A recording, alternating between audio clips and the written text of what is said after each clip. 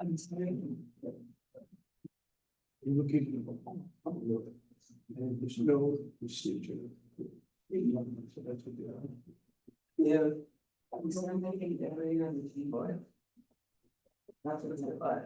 No, yeah, it happens, you know, sometimes. So what does that mean? Okay, everyone, I'm going to call the Town of Rochester Town Board May 28th, 2026 workshop meeting to order. You could all stand for the pledge. I pledge allegiance to the flag of the United States of America and to the republic for which it stands, one nation, under God, indivisible, with liberty and justice for all. Can you do the roll call, please? Councilwoman Apple. Here. Councilman Coleman, Here. Councilwoman Cecil. Here. Councilman Wynn, Here. Supervisor Now. I am here.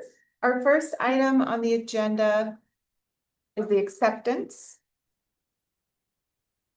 of the agenda. And I've been asked, there are some amendments. So, what I'll do is I'll make a motion that the Town of Rochester Town Board accepts the agenda as prepared by the town supervisor with the following amendments. A resolution authorizing the closure of Main Street for Heritage Day and utilizing the town insurance policy. An appointment of a constable to follow executive session. Resolution authorizing supervisor be granted permission for TAC. And moving the Ulster County Planning Board appointment recommendation until after the executive session. And there's one more. So we had a discussion on priorities for planning the town planner to review current code. Okay. And a discussion regarding the town planner reviewing code. Any other amendments? Do I have a second? I'll second. Any discussion? All in favor? Aye. Opposed, abstained, motion carries. Oh, weird. What's going on? So our next item on the agenda is the public comment portion of the meeting. So this is the portion of the meeting where we allow the public to address the board. If one thing I wanted to mention, if you could try to leave your comments to 3 to 5 minutes, that would be fantastic. And we won't engage in a back and forth, but we may address things that come up in the next agenda item, town board member time, or if it's something that relates to something that's on our agenda, we will most likely speak on that topic at the agenda item. So is there anyone here that would like to address the board? Yes. Claire. Hi, I'm Claire Wasser from the Town of Rochester Housing Advisory, and I just wanted to speak a couple minutes for in favor of the $450,000 real estate transfer tax exemption for homes under $1 million. I wanted to say that the Housing Committee really appreciates that the town board is already on record as supporting the Community Housing Fund. But this is to address the agenda item that you're going to be discussing later. Regarding the exclusion of the exemption. Our meeting is, if you guys could keep it down, our meeting is.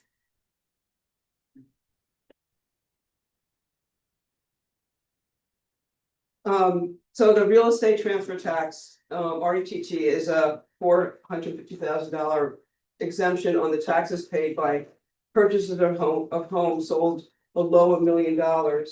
It creates a more equitable and targeted housing policy by protecting lower and middle income homeowners while ensuring that high value real estate transactions contribute to community needs. under this structure, a considerable portion of modest home sales and little or no tax burden, while larger transactions will generate a substantial portion of the revenue. The exemption recognizes that many working family seniors and first-time home buyers are already facing rising housing costs, higher interest rates, increased property taxes.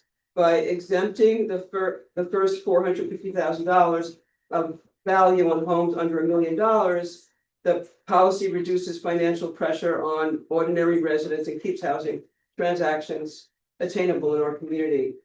The policy preserves the RETT as a vehicle to generate locally controlled funds to leverage grants and other funding sources to address infrastructure and housing initiatives. It also complements open space protection.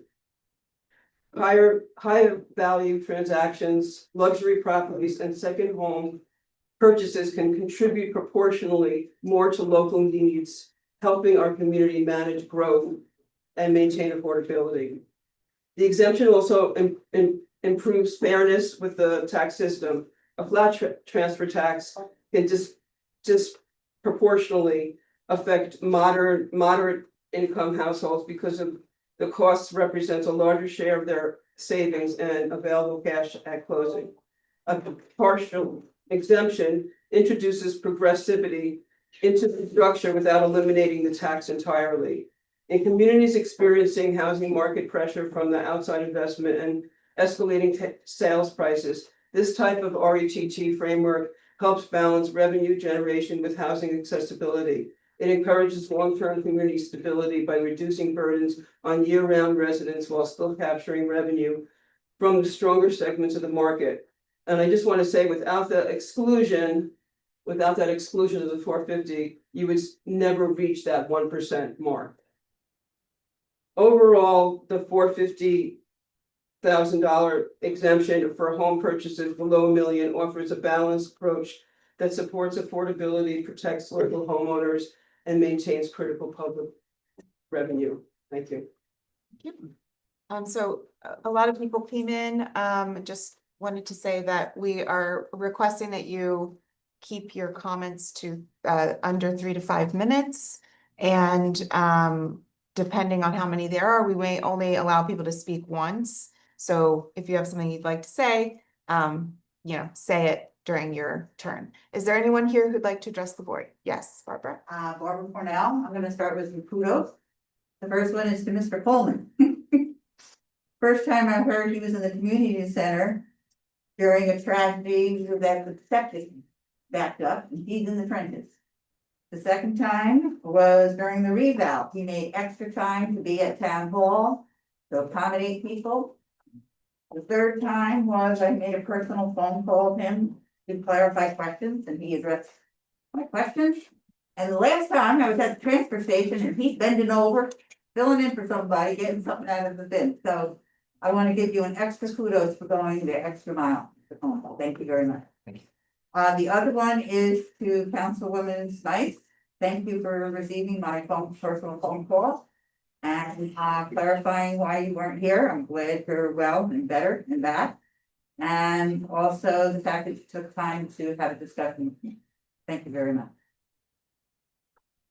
Thank you, Barbara. Is there anyone else here who would like to address the board?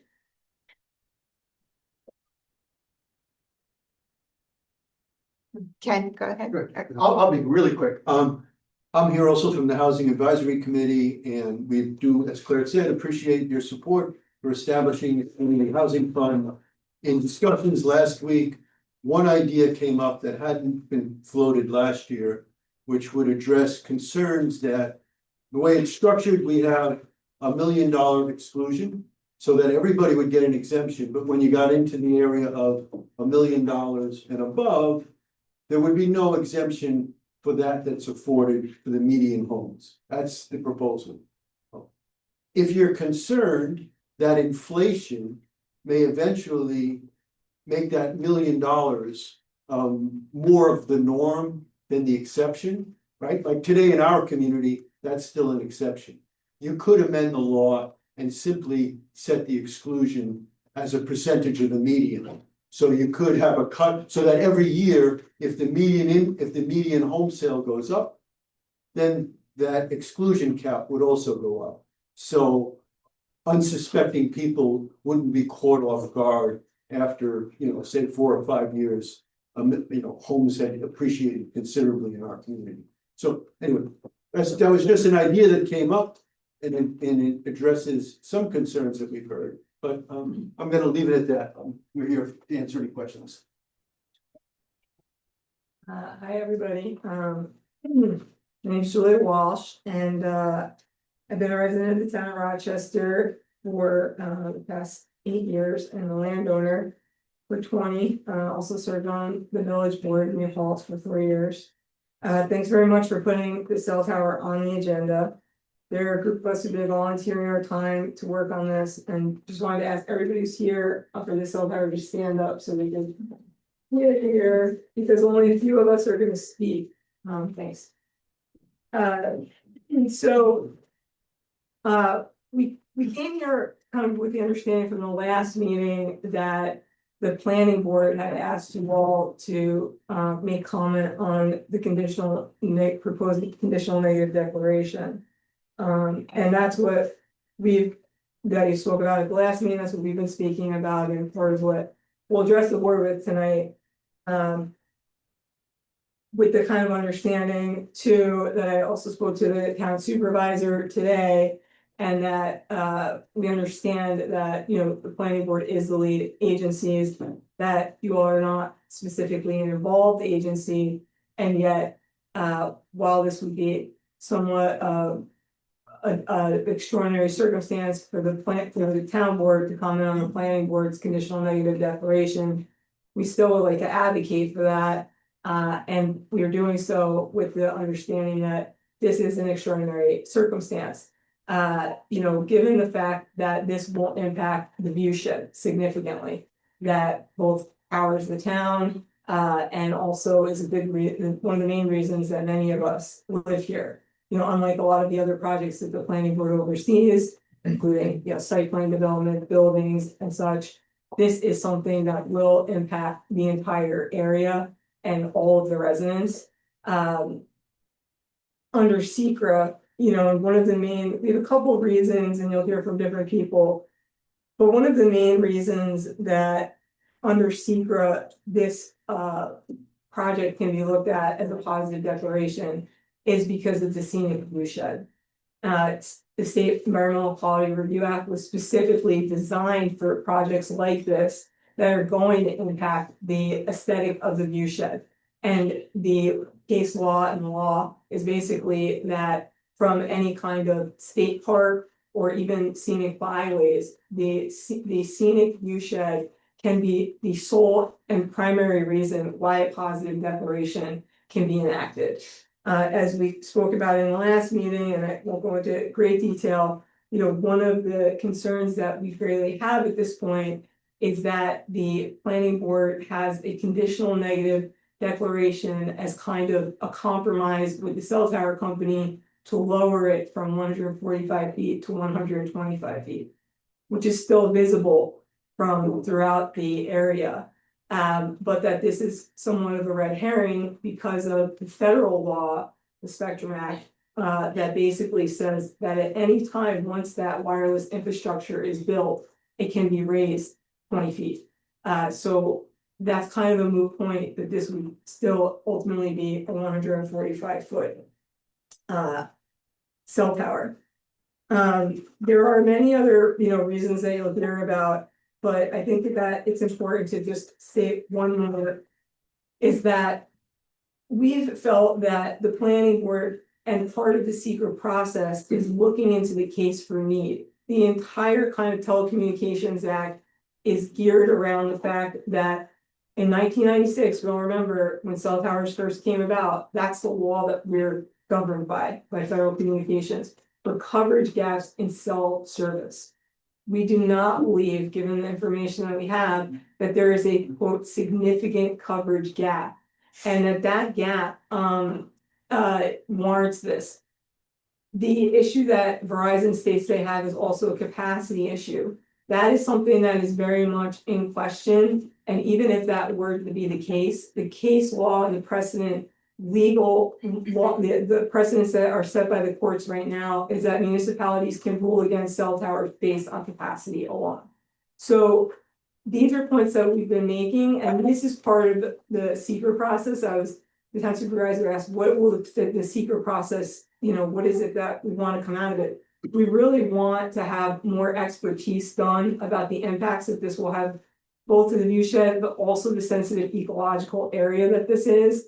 You'll hear a few folks talk about that. There's not been a wildlife expert that has undergone any kind of study of this area, and the only group that Verizon has hired was an out-of-state Texas company that never traveled here. And so I just wanted to kind of raise a couple of those key issues and pass along to our colleagues. And once again, ask you to please, consider as a board and as individual members of this board to make your voices heard. I just want to say that we would not be living with this Shawangunk Ridge intact the way it has if people have not been stepping up in order to protect it for generations. And we do feel like this could have a significant impact as such. So thank you. Is there anyone else who'd like to address the board? Bill? Put my glasses on to read this, but now I can't see you. So we have the advantage. We're still here. This is a letter I submitted to the board, but I want to read it rather than extemporize. And I also submitted to the board two reports that our groups, Larry Friedman, right? And Michelle Hertz arranged for an RF expert to do some reviews, and they're pretty impressive, so I hope you have a chance to look at them. To you, Supervisor Aaron and board members, thank you for the opportunity to express my opposition to the Verizon request for a special use permit from the Town of Rochester Planning Board to construct a new cell tower on Granite Road. For context, I'd like to start by citing the Town of Rochester zoning code, where it addresses telecommunications facilities and the role of the planning board. So from section 140-29 on wireless telecommunications facilities purpose and intent. I'm citing directly from that kind of cherry picking to hit the points that I think are relevant to our objections. The town recognizes wireless telecommunications facilities may pose significant concerns to the health, safety, public welfare, scenic ridgelines and view sheds, and the character and environment of the town and its inhabitants and neighborhoods. From section 8.1, ensure that the location, placement, construction, modification, and maintenance of wireless telecommunications facilities will pose the least possible adverse effect upon the town and its inhabitants. Minimize the negative impacts of wireless communication facilities on surrounding land uses, and protect the town's health, safety, public welfare, scenic, historic, environmental, and natural or man-made resources. Section 3. Provide for a wide range of appropriate locations and options for wireless telecommunications providers, and encourage and promote the location of new telecommunication facilities. This is really important in areas which are not zoned primarily for residential use. Section 8.4 says, minimize adverse aesthetic and visual impacts to protect the natural features and aesthetic character of the town, with special attention to the Shawangunk Ridge, Mohawk Preserve, and Catskill Preserve. I'd like to address setback requirements. I think they're lacking. The only setback in the zoning regulations for new cell tower construction is a minimum of 110% of the height of the tower. For example, if Verizon has agreed to a height of 125 feet and the FCC allows a 20-foot extension, which the town must permit, that's the federal law, then the effective height of the tower should be taken as 145 feet and the setback therefore would be 159.5 feet. That's just doing the math. Do the setbacks for road and street lines apply to the roadway requirement for emergency and service access that is required to surround the perimeter of the equipment compound? Is there a setback required from designated wetlands? The parcel does contain a wetland. Section 2.c on site plan requirements mentions setbacks from property boundary lines, rights of way, wetlands and waterways, and public and private roadways. So, the Environmental Health Trust, which is an organization that I found online, and they cite examples of towns across the country with strong installation setbacks. These range from 500 feet, that example was Scarsdale, to 1,500 feet in Copake, New York, to 3,000 feet in Shelburne, Massachusetts, and they generally are setbacks from homes, schools, houses of worship, and parks. The tower site is reported as only 147 feet from the apartment buildings in the parcel in question, and this fact alone should be enough to trigger a positive secret declaration. It is hard to conceive that the town would permit siting of a massive cell tower in the backyard of 24 apartment units. And units that are so near to the buildings. You're at 5 minutes still.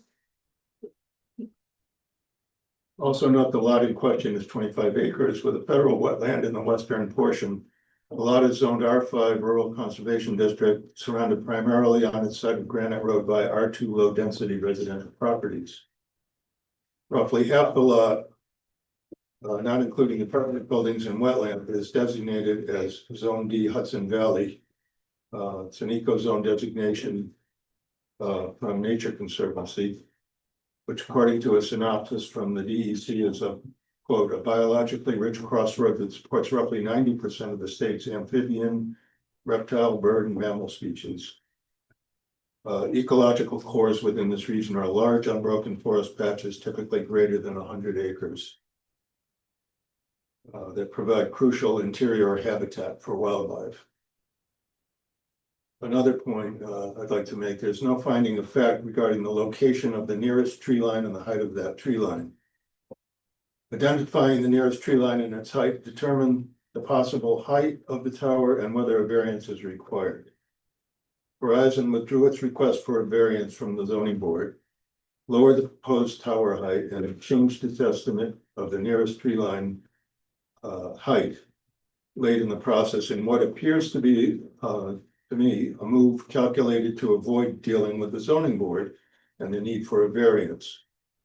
The planning board has given the impression that only the code enforcement officer can do a finding of fact, but there is no reason that the planning board cannot make its own finding. This should be done in a manner independent of Verizon and in a process that is transparent to the public. Another topic is conflicts of interest. At a minimum, the visual impact expert study has generated an appearance of a conflict of interest, given reports of his business associations with Verizon and companies working with Verizon. Further, the observations were based on documentation provided by Verizon and did not account for photographs of the bloom tests submitted by community volunteers. The citizens against the cell tower did submit a FOIL request for relevant communications. I think Alex suggested that in the board meeting. We did do that in the past. Requests for relevant communications from the planning board regarding the visual impact expert were submitted as FOIL requests. Problems with access to the town mail server for correspondence prior to December 2025 prevented that request from being fulfilled. So I think you're all aware of it. So can you wrap, you're at 9 minutes. Yeah, I can. Okay.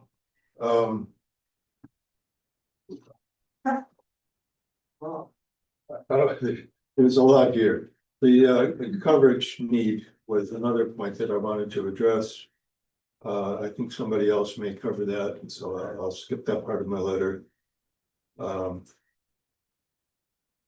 the RF experts, the radio frequency experts. Reports deal with that quite a bit and explain it quite thoroughly. So, and just to conclude, we're left with a major question. If the Granite Road Tower proposal has so many flaws from our perspective, a strongly negative response from the impacted community as well, and it does not fill an expressed need for coverage, why would the planning board grant a special use permit? From what I've seen, I believe it should be denied.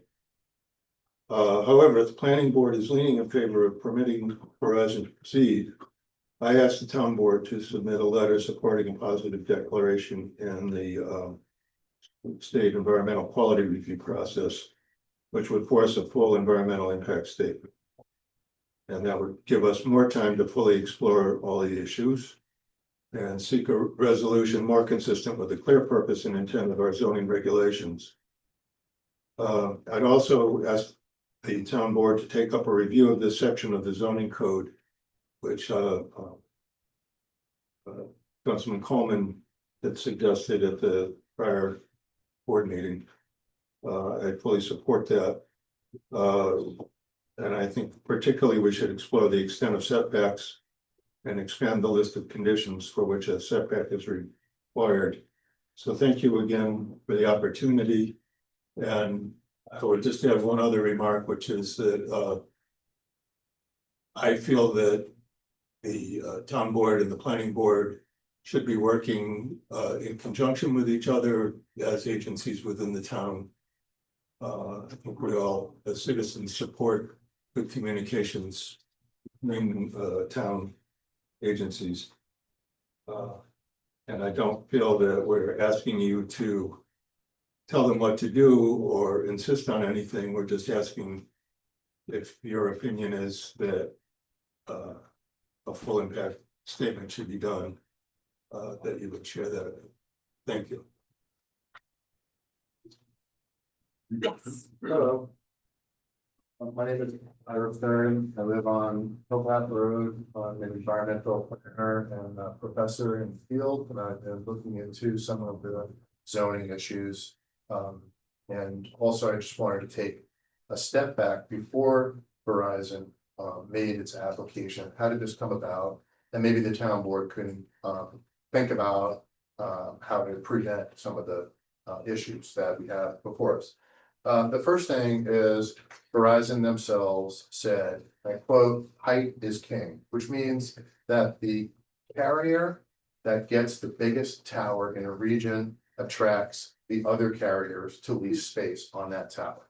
So all the companies are trying to get bigger towers to replace the last generation of towers.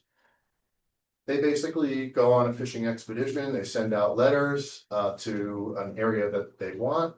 And if their landowners are interested, they check out the property, look at the site, does it meet criteria? And in this case, 15 letters were sent out. 3 people said, I'm interested, 1 met the criteria. The applicant filled out a handwritten application, gave it to the code enforcement officer, and the code enforcement officer made a determination on January 6th, 2024. It was 2 sentences, and it said that since the parcel is located in an R5 zone, it's an allowed use, which requires a special use permit. That's correct. The next statement was, I quote, "Applicant has met zoning requirements and no physical restrictions apply." So that implies that the code enforcement officer did some zoning analysis to say that. It went to the planning board after that. But before we go there, the zoning code allows an appeal of the code enforcement officer determination. I think it's at 30 or 60 days after it's received at the planning board. I don't know what the current practice is of the town and CEO determinations, but if the zoning code says you have X number of days to appeal, that determination should be made public. It should go to the neighbors. It's a very important moment in an application before the planning board. So that's something I hope you could look into. What's the procedure? Right now, the planning board has really gone to Muni Collab, which is great. We don't have to foil for every document that we want to see. But, and I think CEO determinations go on there, but nobody knows they do. So that's one thing to look at. But I feel like the planning board was given a determination that was mistaken. Because we learned that the cell tower is proposed to be on the same parcel as the apartment buildings across from the former Granite Hotel. There are 24 apartments in those buildings on 25 acres. So it's roughly one dwelling unit per acre, which means if it were an R1 zone, it would be fully built out, but it's in an R5 zone, which would only allow 5 apartments. So how can a 14-story cell tower on a 50 by 50 foot concrete slab, which is much bigger than a house, be allowed density wise on this parcel? We raised the issues to the planning board. The planning board attorney said, actually I have that here, quote, that the planning board doesn't have jurisdiction. The planning board doesn't have jurisdiction to interpret the zoning code. Only the CEO can do that. So they really wouldn't go back to look at the density issue, even though when they have a subdivision, how many houses on so many acres, what's the density, and they come up with how many houses you can build, and they negotiate it with the developer. In this case, we have 2 apartment buildings, and I know the town board is dedicated to creating more affordable housing, more multifamily housing in our town. The other thing to note is that our new zoning code addresses multifamily housing. And it says that under the code, new code, any new multifamily projects in allowable zones need to set aside 50% of the parcel for open space. So if we got a new proposal for 25 apartments, let's just say in the R1 zone where it's allowed, that would be allowed, but half of the area of the parcel would be set aside for open space. In this case, we have a parcel that half of it has 25 apartments. The other half is open space. So the planning board is poised to approve a 14-story tower on the open space that the people in this housing complex currently have. That is against the standard of the zoning code and what the town board wants to see happen in the town. We all want to see happen in town, more opportunities for housing that has open space as per law. And so we have a real issue there.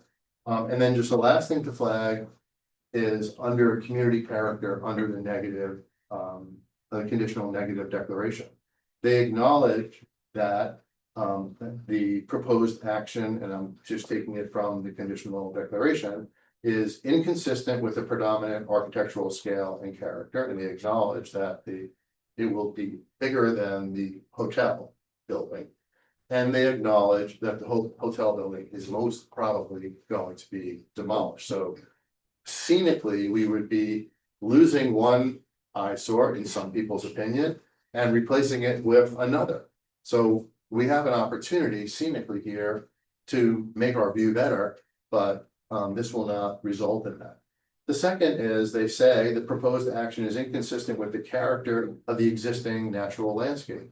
But if you look at that section of community character, which speaks directly to multifamily housing, scenic character, there's no mitigation here. So it's it says there are impacts, and they really only offer screening and Yeah, just screening. And they want to see a landscape plan. So, we're under siege by cell phone companies. The CEO determination process needs to be fixed. How, we can put a 14-story tower next to one of the only, or maybe it's the largest multifamily housing apartment complex we have. And it goes, it stands, it goes. And so we just I wanted to just flag those issues for you and appreciate your time. Yes. Thank you for the opportunity to speak. My name is John. Can you say that again? My name is John Tedeschi. Thank you for this opportunity to express ourselves.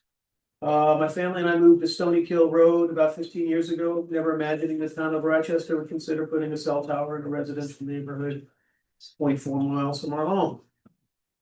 A home is not just a physical structure. It is a critical financial asset and a fundamental right protected under the principle of individual sovereignty. When individuals make long-term financial commitments, they rely on the surrounding environment to remaining stable. External disruptions that devalue a home act as an uncompensated financial taking, which undermines the core and security of the homeowner. We pay property taxes and invest our life savings into this community under the fundamental understanding that the local government will protect our investment from degradation. Homeowners, we will absorb 100% of financial costs. Government zoning exists to protect citizens from incompatible neighbors. An over 125-foot steel structure is fundamentally incompatible in a residential neighborhood. We will be forced to move. We live 2,000 feet from it. Section 140.29, section B8 of the zoning code requires Verizon to submit in support of its application, to quote it, an economic study of the property value impacts the construction and the operation of the telecommunications facility may have on all adjacent properties within 500 feet of the parcel boundaries on which the facility is located.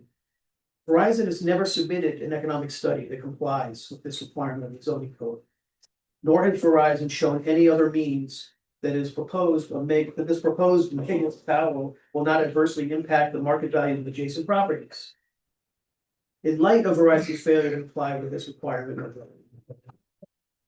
their application should just be denied. Verizon has previously submitted 2 property value studies in support of this application, but neither of them comply with our town's zoning code.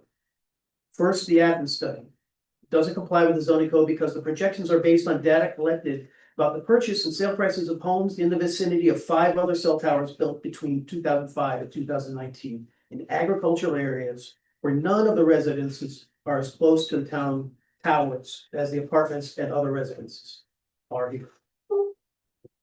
5 towers were built as much as 20 years ago when homeowners' concerns about having a large cell tower nearby were far less than they are today. And evidence concerning the adverse impacts of cell towers on nearby property values was not available. In the second study, called the Colliers study, presented by Verizon in December of 2025, Colliers itself admits that it did not identify, for purposes of its before and after study, a sufficient number of sales of homes within 500 feet of the proposed Granite Road tower site. Neither study complies with section 140.29 of the zoning code, because it is not a study of the property value impacts the construction and the operation of the telecommunications facility may have on all adjacent properties within 500 feet of the parcel boundaries on which the facility is located. Verizon must procure and submit to the town another form of economic study of property value impacts for our properties. Planning board cannot waive the requirement of the zoning code merely because they couldn't find adequate data to perform one type of property value impact study. It is indisputable that Verizon has not complied with the zoning code, and therefore Verizon's application should be denied. We're here desperately asking the town board to help somehow. The planning board is not doing its job. So we're asking you to please make a comment and recommendation to the planning board to issue a positive secret declaration and to seriously uphold the town zoning code. Thank you. Yes. Hi, thank you for allowing us to speak tonight. My name is Deborah Tedeschi. My husband John and I live at 502 Steinfeld Road. Just wanted to bring up that last year, one of our neighbors, Troy Harrison, documented the astonishing number of bird species that live, migrate to, and nest on the ground, as well as in the trees at the proposed Verizon cell tower site. Troy is repeating the study this year and began again on May 15th. To do this, he's using an app called Merlin, which is a Cornell University bird identification app. In a span of 3 days each, and within a half an hour, Troy documented over 35 species of birds at the border of the adjacent private property and the tower site. I have a list of all 35 birds, but I'm not going to go through them all. The area between the Schwalgach Ridge and the Von Dalt Creek is also home to bards, snowy, great gray, and great horned owls. Also many raptors, including peregrine falcons, eagles, and many species of water birds that also live and nest within this area. Other wildlife that may be found on the site are several species of turtles, amphibians, snakes, and including the timber rattlesnake, which is a threatened and vulnerable snake in New York State, as well as many species of animals. The planning board was planning to hire a local wildlife expert from Hudsonia to study the flora and fauna at the proposed tower site. However, we do not know why. The last minute, the planning board decided against this and opted to rely exclusively on computerized data and a report prepared by a Texas-based contractor hired by Verizon that never even went to visit the site. As far as we know, our neighbor Troy has done the only actual study of wildlife in that area.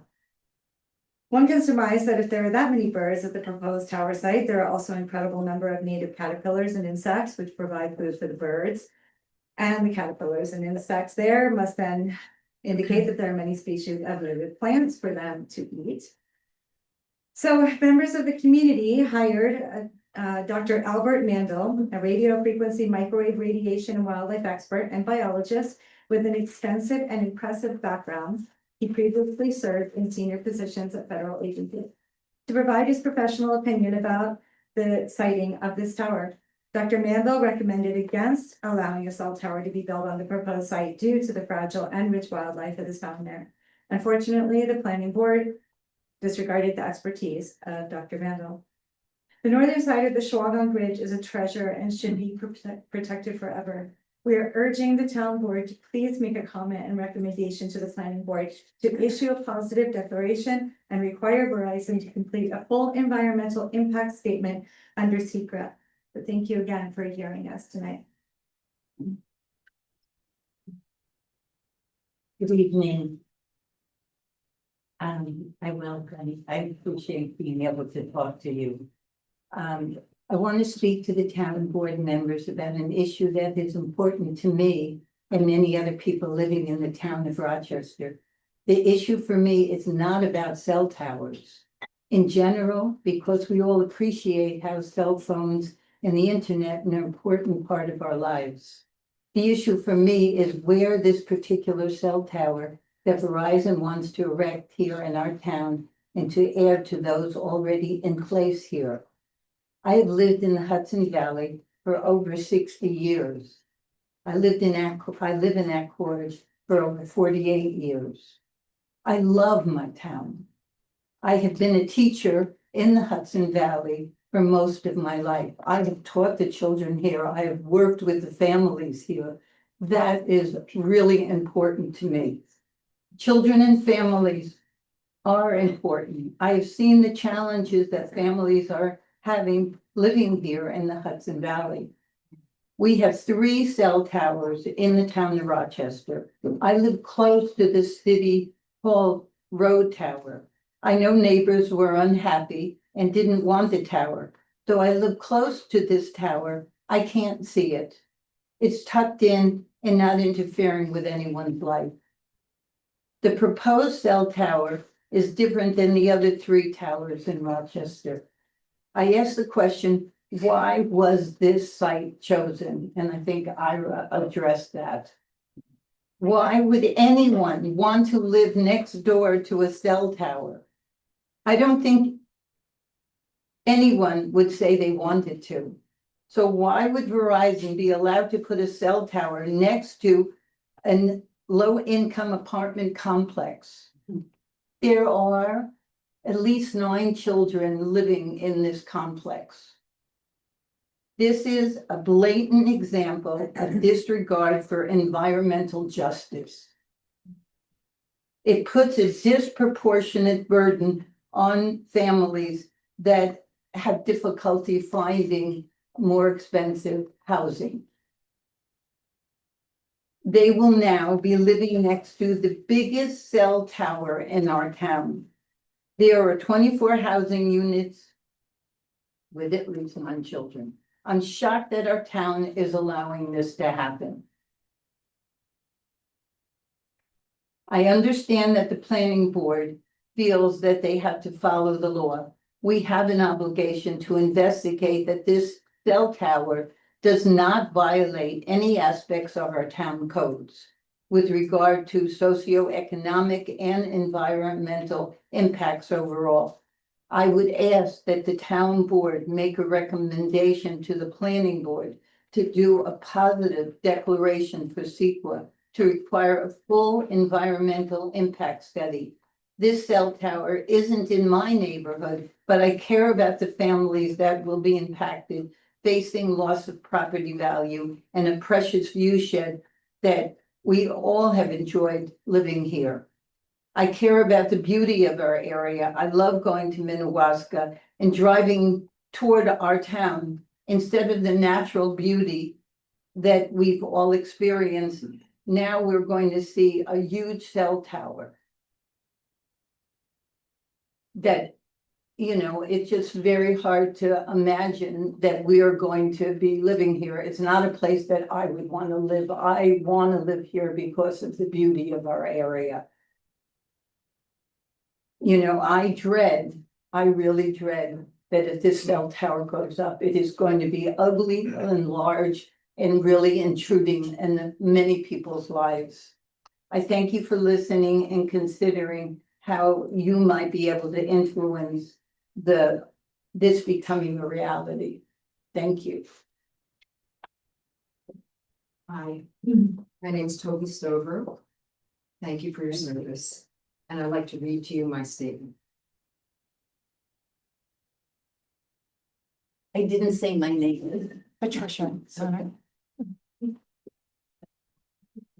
Technically, public health issues cannot be considered by towns when making decisions about the placement of cell towers. However, we feel morally compelled to express our grave concerns about the dangers of radio frequency RF microwave radiation from cell towers. In areas where cell towers are installed, there are devastating health effects to people and the environment. You will find a great deal of information about this from groups including Environmental Health Sciences, Environmental Health Trust, and Americans for Responsible Technology, who are all reputable nonprofit organizations working to protect public health and the environment.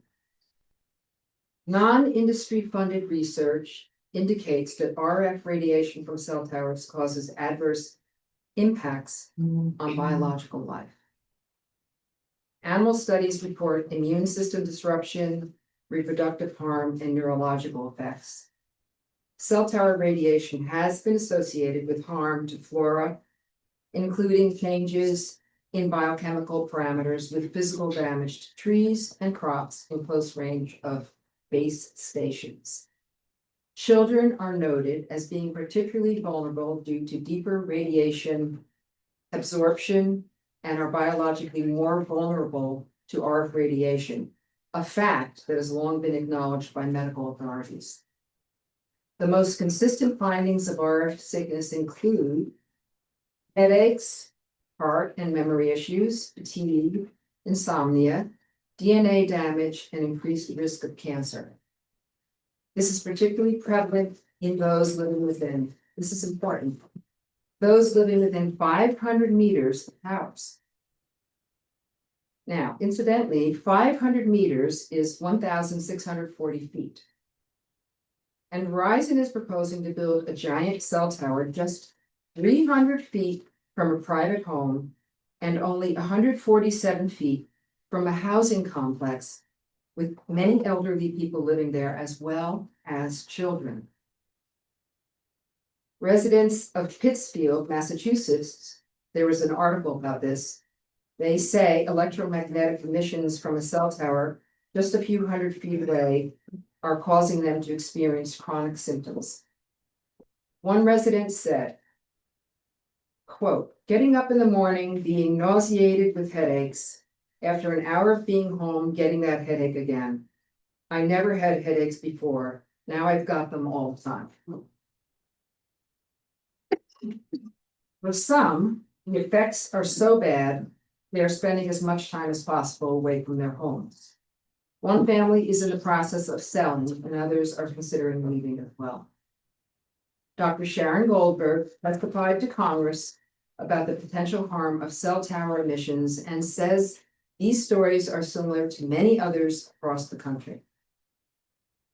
Pittsfield Health Director confirmed that the Board of Health will begin an investigation into the tower's effects, which will be sent to the state legislature and the governor's office.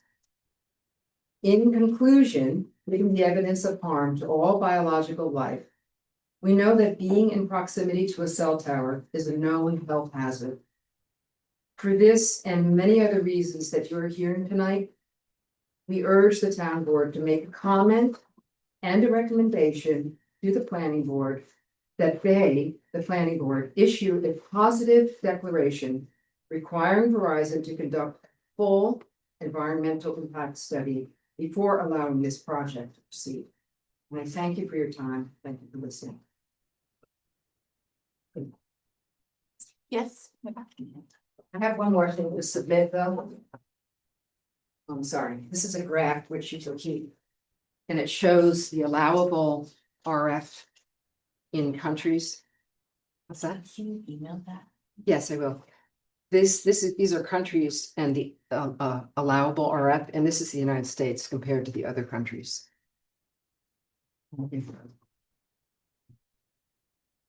Hello, my name is Jeremy.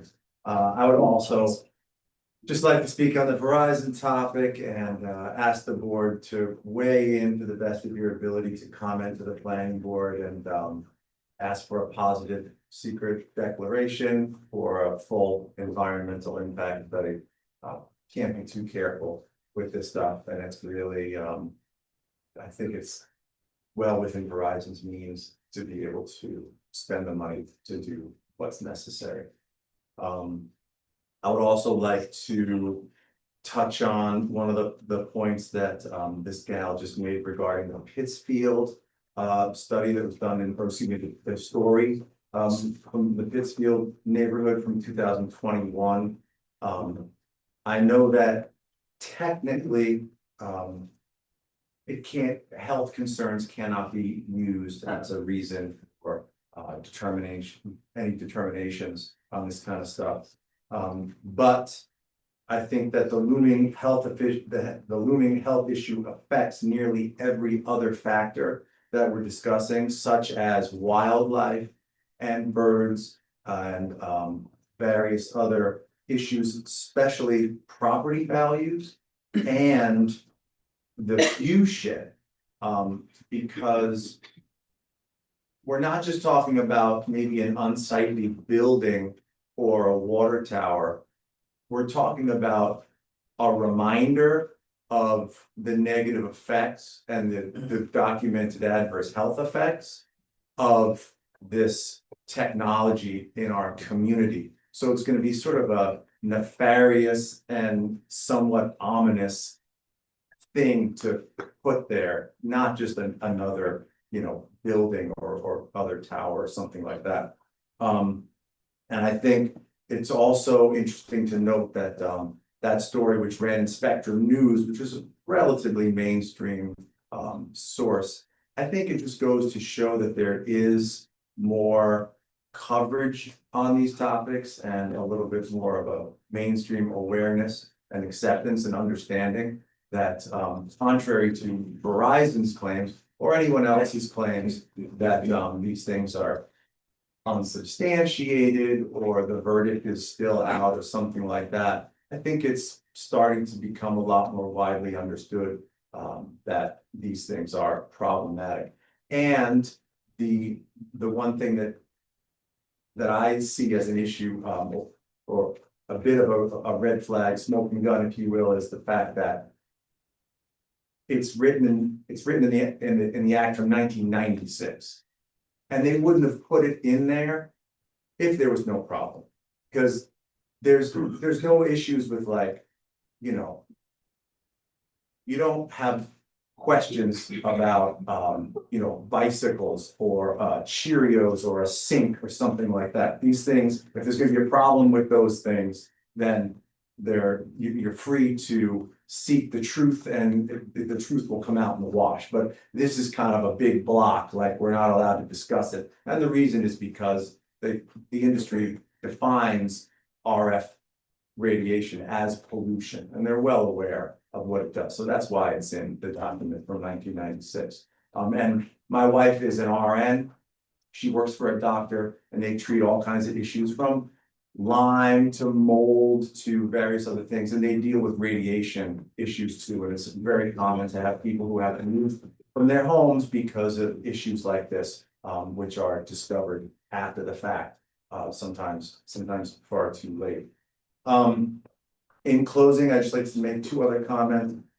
One is just that, you know, again, the planning board doesn't seem to be too sympathetic to the comments or the issues that are raised by the community. And to a large extent, I don't believe that they are have anything to gain by this. But I think that if Verizon were to have hired the planning board, things would look a lot similar. In other words, the planning board is acting as kind of a liaison to allow Verizon to do the things that they want to do. So I would like to ask that you folks please do what you can and get a positive declarations. Thank you. Yes. Good evening, everyone. My name is Dave Ford. My wife Jess and my daughter Ginny and I live here in Rochester. And like many families in this community, we chose to build our life here because of the unique rural character. It's unbelievably beautiful. And yeah, just one of the most special places I've ever been. And I want to be clear that I'm not going to make an argument against cell service, you know, but I'm going to make an argument for due diligence. Secret exists because some projects deserve a deeper look before irreversible decisions are made. A cell tower of this scale in a residential and a rural setting raises legitimate questions about visual impacts, neighborhood character, alternative locations, cumulative impacts, and long-term consequences for the community. A positive declaration is not a denial of the project. It simply acknowledges that there may be significant environmental impacts that warrant a full environmental impact statement and a more thorough review.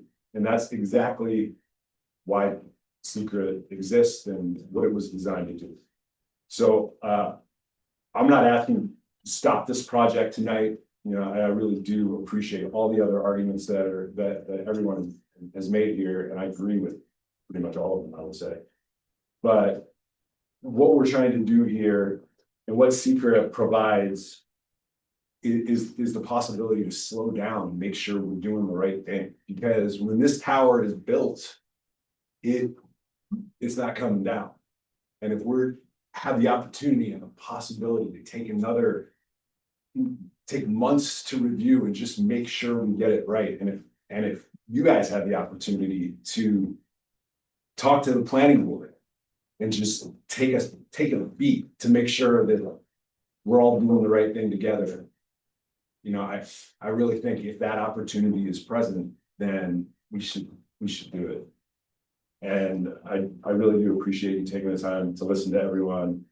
And I respectfully urge the town board to encourage the planning board to issue a positive declaration so that community can have a comprehensive review that this project deserves. Is there anyone else who'd like to address the board? Hi, my name is Bob Lesnow. Just the very breadth and depth of comments from all of the members of the community this evening reflect what has been carefully explained in a letter that the board received within the last 48 hours, addressing itself to this particular need that the community feels. And I think Phil expressed also the need that I would imagine should be experienced by the zoning board, the planning board, the town board, for these intergovernmental communications within our town, so that when issues like what we are experiencing now, going over and over and over again to planning board meetings about this particular issue with Verizon's application, we could readily depend on the fact that they're not alone in this decision, and that there is, open channels of communication between all of the other members of the government here in our towns. I would urge everybody on the board to pay attention to all of what's written in that letter. It was very, very well put together, and pretty much everybody who spoke picked on some aspect of what's before you in that letter. So once again, thank you for your time. Thank you for your goodwill, and really appreciate any help that you can be to our cause. Is there anyone else who'd like to address the board?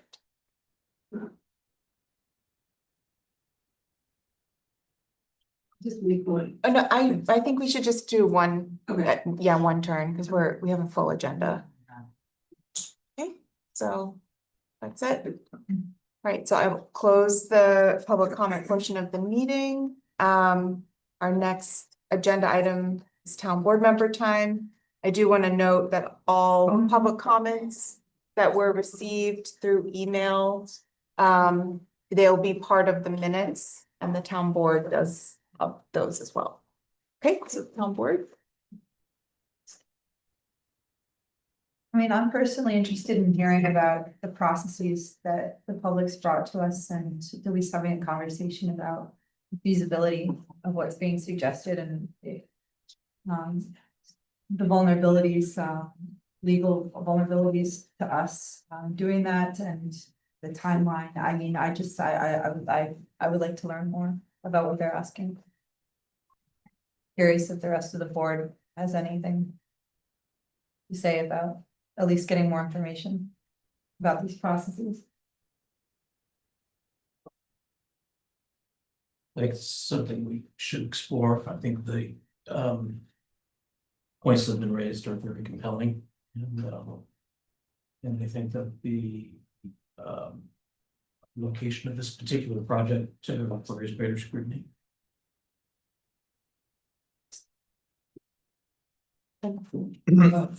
Sorry. We do have it as a discussion item H, just so everybody, if we don't get into that in the now. I was just gonna say, yeah, I obviously have comments and I want to be part of our discussion. This is in my neighborhood. I think, see several of my neighbors here. Personally, in terms of commenting to the planning board, I know we talked about last time that, we can obviously weigh in this board. I do think, from a seeker perspective, the board has spent a lot of time on this application. They put a lot of work into it. And so I would hate to respond in a way that doesn't acknowledge everything that they've done in terms of looking at this application. I think Supervisor Noun, the point you made last time about the actual location on the parcel, I agree. I think that is a major area of concern for me. I think, a lot of times we anticipate common sense to drive things like siting, because you can't make your zoning code apply to everything, and to me, it doesn't make sense to have a cell tower immediately next to a residential structure. So I'm interested to hear what the board thinks, but I appreciate everyone's time and bringing these things to our attention. I look forward to our discussion later on the agenda. For full transparency and disclosure to the community, most of the board members know this, but my father lives at the apartment complex where this cell phone tower is proposed to be built, so no one understands the impacts on someone's health. Probably at this table more so than I do, than my 72-year-old father and his neighbor with terminal cancer, who he gives rides for, that I'm worried about in comparison with this. Thank you all for being here and for making your voices heard and participating in your form, this form of democracy. I also want to thank the housing committee members and Barbara, our few non-cell tower commenters at the top end of the night. Thank you also for being here, and to the points for the housing transfer tax, I have more on that in response to what Claire and Ken pointed out, but just some other points about it during our discussion. And sorry, I'm just trying to try to write notes while everyone's talking. Thanks to respond to.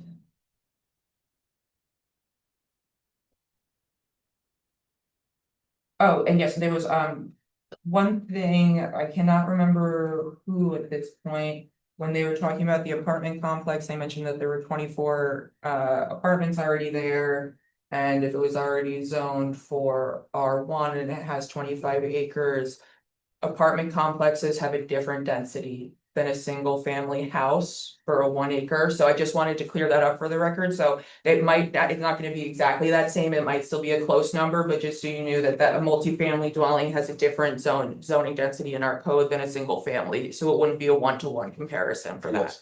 Okay, it's different in each. No. Yeah, we can't have, we're not allowed to have a Sorry. back and forth, unfortunately. Try to. But I'm always, my phone number's on the town board site as well as my email, and I'm happy to talk to anyone at any time, as Barbara pointed out at the top of the comment hour. Okay, great. We do have this as a discussion item. There's a lot more before that. Because I put our discussions in order of newness. But we will be discussing the request. We will also be discussing the real estate transfer tax, home rule authority request, amendment to request. That we'll be discussing both of those things tonight. So I'll move on to the discussion items in our agenda. I did this meeting, do something different with the agenda for the town board, where there's a version that's in our SharePoint site that I sent the link to, that has links to all of our backup documents in it. So, Kate was taking notes in that version, so I made a new copy. If you guys want to follow along in that version, you can. Oh, that's. It's okay. No, it's totally okay. And then I lost it. But there's one agenda item. There's an agenda in there that says use this one. So that's the one that I'm in. And I just wanted to make the board aware of that. And I did today link in some of the things that I hadn't been able to link in on Tuesday when I shared all the backup. So, and I can also share anything up on the screen, but I want to do a more traditional workshop style meeting where we're looking at documents and making sure everybody's on the same page about everything. So number one, we keep talking about Community Preservation Advisory Committee interviews. We have received to date 6 letters of interest. The minimum size of that committee, which I forgot to look up, so I'm gonna pull that up right now. But basically, we have started generating revenue to deposit into the account. And I think while the momentum is there, we should try to get this committee convened this year. So I wanted to suggest that we just plan to do interviews at our, I was going to suggest our June workshop meeting, but I'm open to the board. I really wanted to ask the board if that sounds good. That gives us a little bit more time to get more applicants in so we can fill the committee. But if we commit to that, then I can reach out to everyone who's applied so far. I've been trying to keep in touch with them, but let them know that that would be the time we would be holding it. So what do you guys, any thoughts? What do you guys think? I think it makes sense. Yeah, I'm fine with the workshop meeting. Depending on travel, will be or not be at our next meeting, so. Oh, we're at the workshop if we could, so we can get it more done. Does that sound good to you guys? So how much further before the meeting or just during the meeting? What time? Oh, just at this top of the meeting. Yeah. Unless you feel like we should schedule a special, I'm open to whatever you guys want to do. I'm easy. You're easy, okay. Unless were you suggesting that we do like a special meeting for interviews? No, I just, just wasn't sure how much time you were anticipating for 6 interviews in addition to the full. Yeah, I mean, it definitely adds, usually it's about, I'd say 20 minutes per interview, even if we say it's 15. So it definitely adds like an hour and a half to the meeting.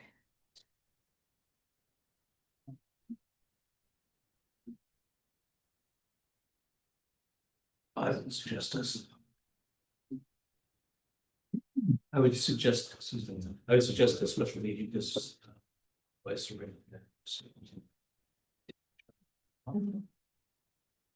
So like the following week, maybe? That's the. What was that? So like the second, you mean, like the special meeting the following week for the interviews? If That'd be like June 20th. you guys are gonna talk, can you please go outside? So that we can, thank you. Oh, you mean okay, the time? Yeah, we could do it like the 29th or 30th, or we could try to do it the week prior. Or we could do a Saturday special meeting. As long as it's not June 14th, because I'm gonna have all the chairs that are wood from this room. I told that day getting fixed.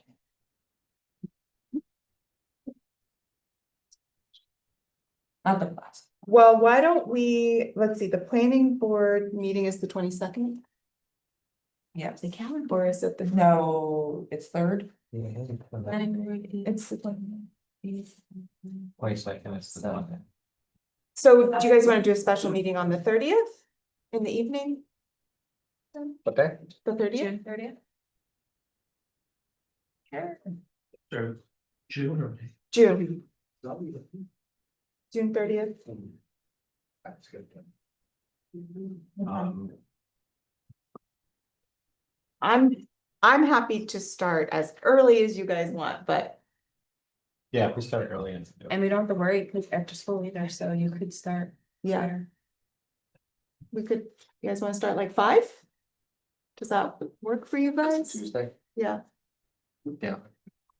You guys okay with 5? That?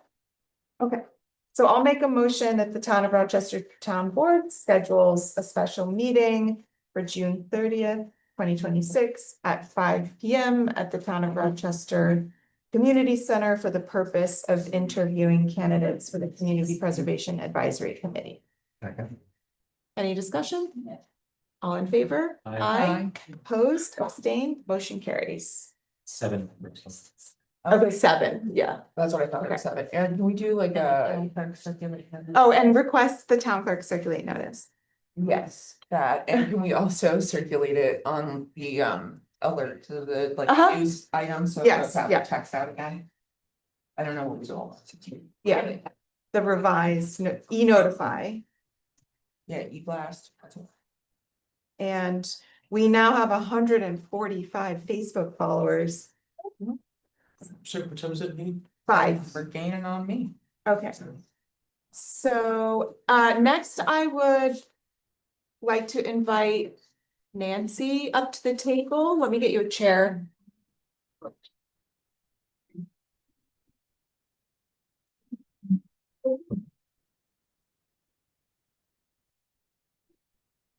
So I'm just gonna give a little intro to this and then we'll hear from you. So we received what was called an appeal from the code enforcement office for a short-term rental permit that was revoked. But when I read the code, it basically, the revocation of a permit can only be done by the town board.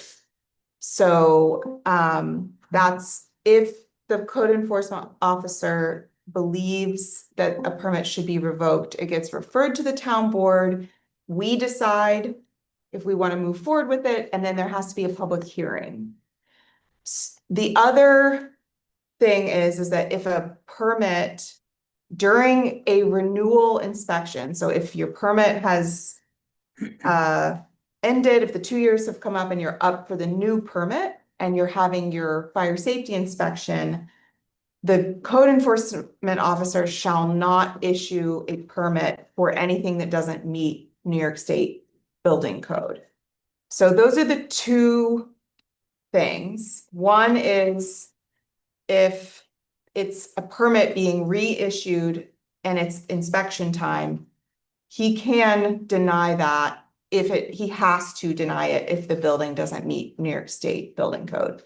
If it's during the middle of that permit and the permit hasn't expired yet, and he feels there's a violation that constitutes something that it should be revoked, then the town board hears that case. Okay. So I reached out to the code enforcement office to get clarification on which one, and I hadn't heard back, but I thought we should just, because I know it's been like a couple months since the original. So March 19th. yeah, so I wanted to just move it forward.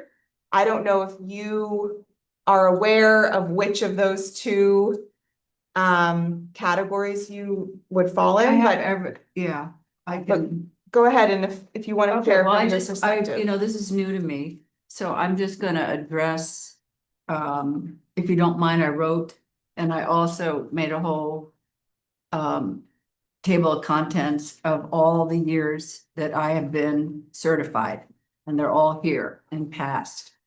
So, I want to thank you for listening to me. My name's Nancy Ostrovsky. I've lived in Accord for 41 years. I've raised my 2 daughters, and now my 13-year-old grandson also lives here as well. In 1993, and I have the permits from the town, I built my artist studio, the timber frame. And in 2015, I turned it into an Airbnb, which helped me with additional income. Since I'm a full-time artist and selling paintings every week is not the easiest or consistent task. I'm here because my Airbnb was shut down in a few minutes after successfully running it for 11 years. So this officer was there, I think, 4 minutes. So I'm going to go into the violations that he sent. None of the listed violations were known to me at the time of the inspection. The officer was here about 5 minutes on March 19th, 2026 at 12:45 p.m. He said I needed a smoke detector, and I could get it and send a photo to Alyssa. I went to A&M and I sent the photo within an hour. Alyssa said, thank you. He never asked me one question about kitchen facilities, bathroom facilities, clean or hot water for my guest. My Airbnb is an accessory to my single-family dwelling, only 40 feet from the main house. At 2:30 that day, I was emailed all the violations. So the violations are no heating. My Airbnb is seasonal. I only do it in the spring and summer, not in the fall and the winter. And the heating isn't required for comfort. No kitchen, this is incorrect. The guests have full access to the kitchen. No bathroom, this is untrue. Guests have their own full bathroom, guest bathroom with hot and cold water. And in the timber frame, I always supply fresh drinking water. There's a small refrigerator and a coffee maker. No water, this is untrue. Guests have full access to a full bathroom and full kitchen 40 feet from the main house. I've enclosed photos of everything. The notice to cease operating as a short-term rental was emailed to me within hours of the inspection and came as a complete surprise. This did not allow for me to defend the complaints or explain that none of the violations existed. For the past 5 years, I have passed annual inspections by the former code enforcement officers. In the prior 6 years of doing Airbnb, there were no inspections. Past inspectors asked me directly where facilities where kitchen, bathrooms, and clean and hot water were shown to them. So in here, I have all the permits. You can look all the permits that I've received with it. Yeah. I'm leaving this for you. Okay. So the whole board's getting this. Okay. And here's my listing. I've compiled with the New York Fire Prevention. I installed a new smoke detector March 18th within an hour of him saying I needed it. See all the paperwork. Since March 19th, I've had to cancel all bookings, many repeat guests over the year, which affects my superhost status and my income. I'm 70 years old. I'm on Social Security. Since March, my income has been severely impacted. The Airbnb income is vital to my ability to pay my real estate taxes in this town, insurance, and allows me to stay in the community. So my question is, what is the basis that the 5 previous years of certificates were issued, as he put in the code, in error? What does that mean? And the second one is, what are my pre-existing rights to the permits if any of the requirements have changed? So in here, I have the art studio permit. I have, which was 1993. January 2000, I have the electric. I put a whole new electric. I just put a new roof on it. I have the certificate of compliance. I have the town of Rochester, all the permits for the last 5 years. I have pictures of the full kitchen. I have pictures of the bathroom. I have an aerial view of the parcel so that you can see how near it is to the house. And this is my letter of what I just read to you. So I don't know. So thank you for listening to me. And I'm glad I didn't get emotional. So this is new to me. So thank you. If it's okay, I thought I would allow the board to just ask you any questions. Yes. You guys might have. I have one. Yeah. You live on property in the other facilities where the kitchen Yes, and the I've other lived there access is? 41 years. Okay, I just want to make sure I had it right. That it's Yes, I owner do. occupied and you're on it. Yeah, So and it's you like can a see- shared premises that Yes. within your owner, you occupy, and then sometimes your Yes. guests would You used to- occupy the same portion of Exactly. the unit. Yes, Even though the rooms are separate, where they actually sleep is separate from Yeah. the primary building. exactly. Okay, I just wanted to make sure I had it Thank down you. right for the. Yes, definition. Thank you. that's correct. And besides the smoke detector, you're given no other path towards No. remediation? And what was the whole time frame, beginning to the end, to like losing, like the inspection to losing the permit to now? What's the time He frame? came March 19th and it's March 19th. So it says here in the violation to cease and desist, or he's gonna fine me, and they're daily fines, and I thought it was a little harsh. And you attempted further communication with the office? Yes, with Alyssa, it's in here. No, I talked to Alyssa, who's a doll, Mhm. and she was also shocked. So I've dealt with Alyssa with other things, so she was just surprising. She goes, we'll work with you. So then it just, so here I am. This is unclear from your statement. Are the bathroom facilities in the studio or? are they- It's in the house. There's a guest bathroom, yeah, and you can look at the photos. So, this is the Airbnb. The timber frame.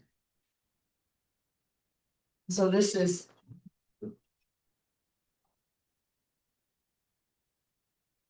This is it, okay? That's a new roof. This is inside the kitchen. This is the Airbnb looking out, so it's that near. This is the full bathroom. This is, yeah, in the house. I also have porta potties and stuff like that, but I'm saying this is what they use with COVID. I did all that, but it's unnecessary, and this is how it's advertised. And so you can see, that's how, this is the house right there, and that's it. Are there any other questions? Have you ever had any issues with neighbors? Not Ways one. related to- I have a Superhost rating. I have people coming from all over. Usually people sleep there and they go to all the restaurants. They go hiking. I mean, really, they don't really cook, they eat out. And I keep a whole list of all the places near where they can enjoy themselves and hikes, and that's really what it is. And Nancy, you said it was before December of 2016 that you had started operating Yeah, you it? can see it right here. There it is. You can look it up. It's been 11 years. But you were active between 2016 and 2021? Yes. Okay, cool. Yeah. That's all I just. But the inspections just started, so they started, 5 years ago. Yeah, it was $100, then it was 200, and this last time it's 400. Yes. And the taxes went up from 2% to 4%. So everybody's getting paid. That one's not us, that's the county. Yeah, that's the county, which is fair. No, I understand. It's fine. It was once we had an actual law to be able to. Yeah. Code them, so thank you. I'm just trying to see Yeah. the points in the code to make. Do you have any other questions? But it's not laid out that there's any health, safety, sanitation reasons for revoking the permit? No. The violation is in the board backup and it lists everything that. Right, but it It's- says it's missing, but she's saying it's not missing, so it's just not part of the actual unit, that's the. Yeah, that's discrepancy it. there. And it's listed in Airbnbs and it's been passed, Well, I remember Nancy, from when we were passing the initial standard medical law, and this issue came up, it's raised then. And I know there are several people that had atypical Right. short-term rentals that they're using Right. Airbnbs. And I thought then, and I've worked draft legislation at the time, that we should figure out a way to incorporate that into the code. We talked about things like Tenter and these kinds of. Right. Well, I had 2 Airstreams that were shut down. Yeah, Yeah, overnight with no explanation. Anyway, that's fine. I'm cool. yeah.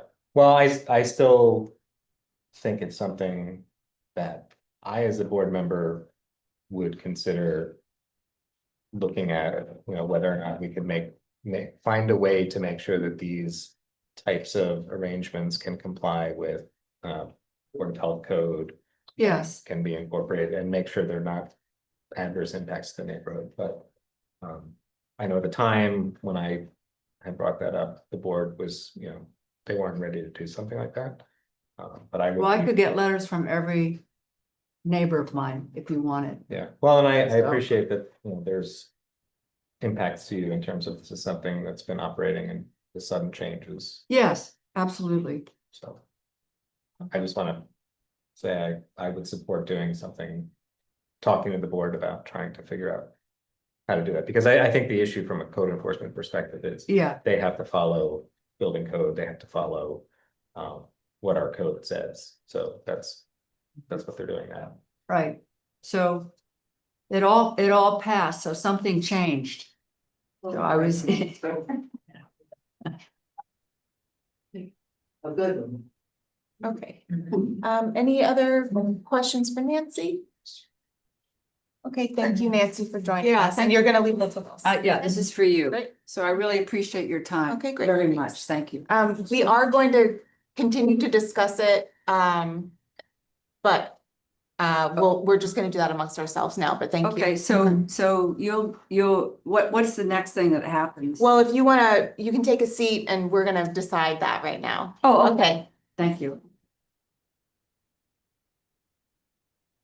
Okay, so I think number one, we have to, and Mary Lou and I talked about this afternoon, we have to figure out for certain which of these two scenarios that are in the zoning code this falls under. Because if it's a revoking an active permit, then then we would be the ones who would be making that decision. But if it's the permit was being renewed and reissued, we don't have a say in that. If the code enforcement officer is saying if the building doesn't meet code. So I'm gonna have to. Fire safety inspection either way. Yeah, yes. Yes. So Mary Lou, did you want to add anything to that? Yeah, well, I think first we kind of have to clarify things with the building department on that exact issue. But if it is code violations and I'm so glad we have Nancy's perspective on this.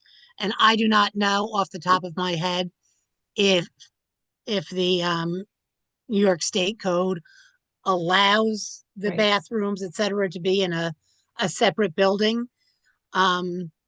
So it may just be different interpretations by the former building inspector and the current one.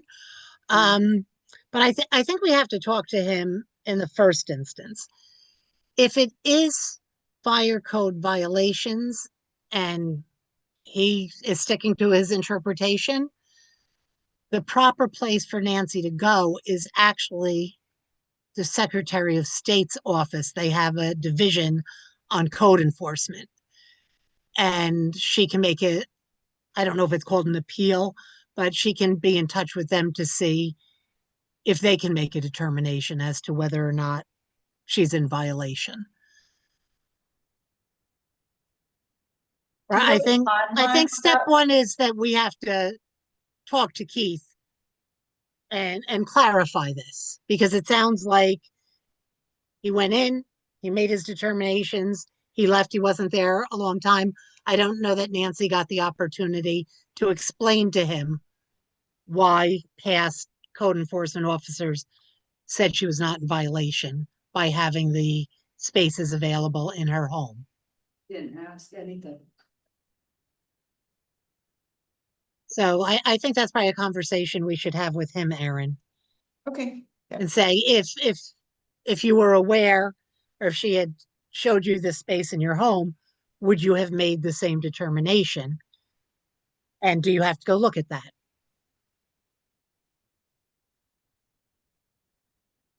But I think that's number one. Okay. So, I was hoping to get all this clarification by tonight, but, I have a meeting with them Monday morning. And then I'll notify the board of which of these we're moving forward with, and that would be at our next meeting. And Nancy will keep in touch with you, and I'll let you know which path it looks like we would need to follow for this issue, okay? Thank you. Aaron, do you mind if I zoom into your meeting or be on the phone with you and Keith? Oh, not at all. I don't think I have to drive out there and charge you for the travel time, but we have a standing meeting Monday mornings at 8:30 or every other Monday, so I was just gonna do it then. okay, if you want to just give me a call when you get to this particular subject, that'd be Yep. great. Thank you. All right. Just like, no. Okay. we passed the moratorium Can on, I- oh, yeah, sorry. Is the board interested in revisiting the possibility of a law that would govern these types of campsites or other? I mean, I'm happy to dust it off. I Tear it apart. agree. Sally, what'd you say? I would be interested. I'll pick it up.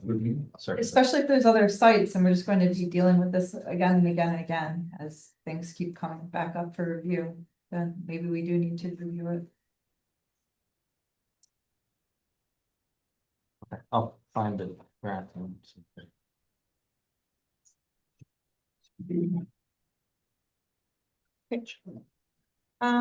Okay.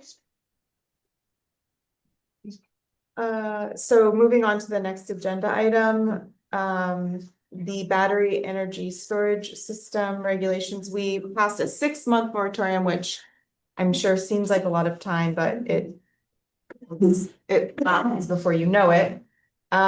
So I would like to get a sense of what path forward the board would like to see. We put in the moratorium that we wanted to do studies and analysis. So I want to get your direction on, like, are we gonna hire someone? Are we going to look at the model local law and see where the open parts in that are? Like, what do you guys think in terms of putting a zoning regulation in place within our moratorium timeframe, or attempting to? Well, sorry, go ahead, Sally. Go ahead.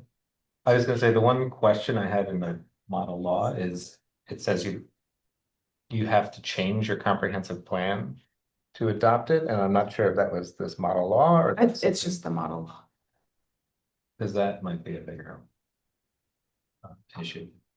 But I thought the model law was fairly comprehensive. I think, you know, in light of some of the discussion around other applications currently on the docket, I think we definitely need to look at some of the setbacks, and some of this seems like really generous in terms of how close you can be to different properties and things like that. But I thought the model law was pretty comprehensive, and I think that we used it, so it would be a good start. I think the big thing for me would be figuring out what zones it makes sense in. The other thing that seemed weird to me was I think they reference referring it to maybe the local planning board, but I think we need to make sure that, I know this is coming up in terms of current applications, we have to make sure the fire district is included, and we should maybe even talk to the fire district as we're doing this as well. Right. Yeah, and is there any plan to kind of coordinate with like the Ulster County or New York State EMS emergency services, just about making sure that where these are cited could kind of take the contingencies into flooding or fire risk mitigation? Same thing with the fire department, just make sure that we have you know, going in the same direction as other towns are. I think that would be something I'm interested in seeing, to make sure that everybody's kind of moving in the same direction on this. Do we have a consultant that's been suggested to us for any of this? No, this is the first time we've actually talked about it, I think. So I guess we'd figure out where to find somebody. Does our town planner have any insight? I can ask Dave. The Ulster County Planning Board has been putting together some recommendations, and I know I can reach out to the county, because I know they also were involved in that emergency notification law that the county passed regarding issues with the systems. So Dennis, I can ask Dennis Doyle and Dave. Yeah, I'm curious what types of things they come up with in their studies of like what are they studying? Well, I do want to say, I think, a month or two ago, I circulated a lot of, information to the board that had been sent to me. This is very very studied technology.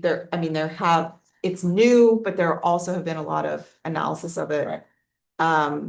So I think it's more about in the event that something were to go wrong, what we need to have in place.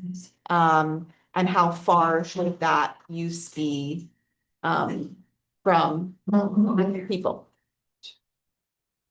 Right, so like traffic studies or plans or type. Yeah. Sure. So I do think the Ulster County Planning Board issued official recommendations to, and I can ask if there are any specific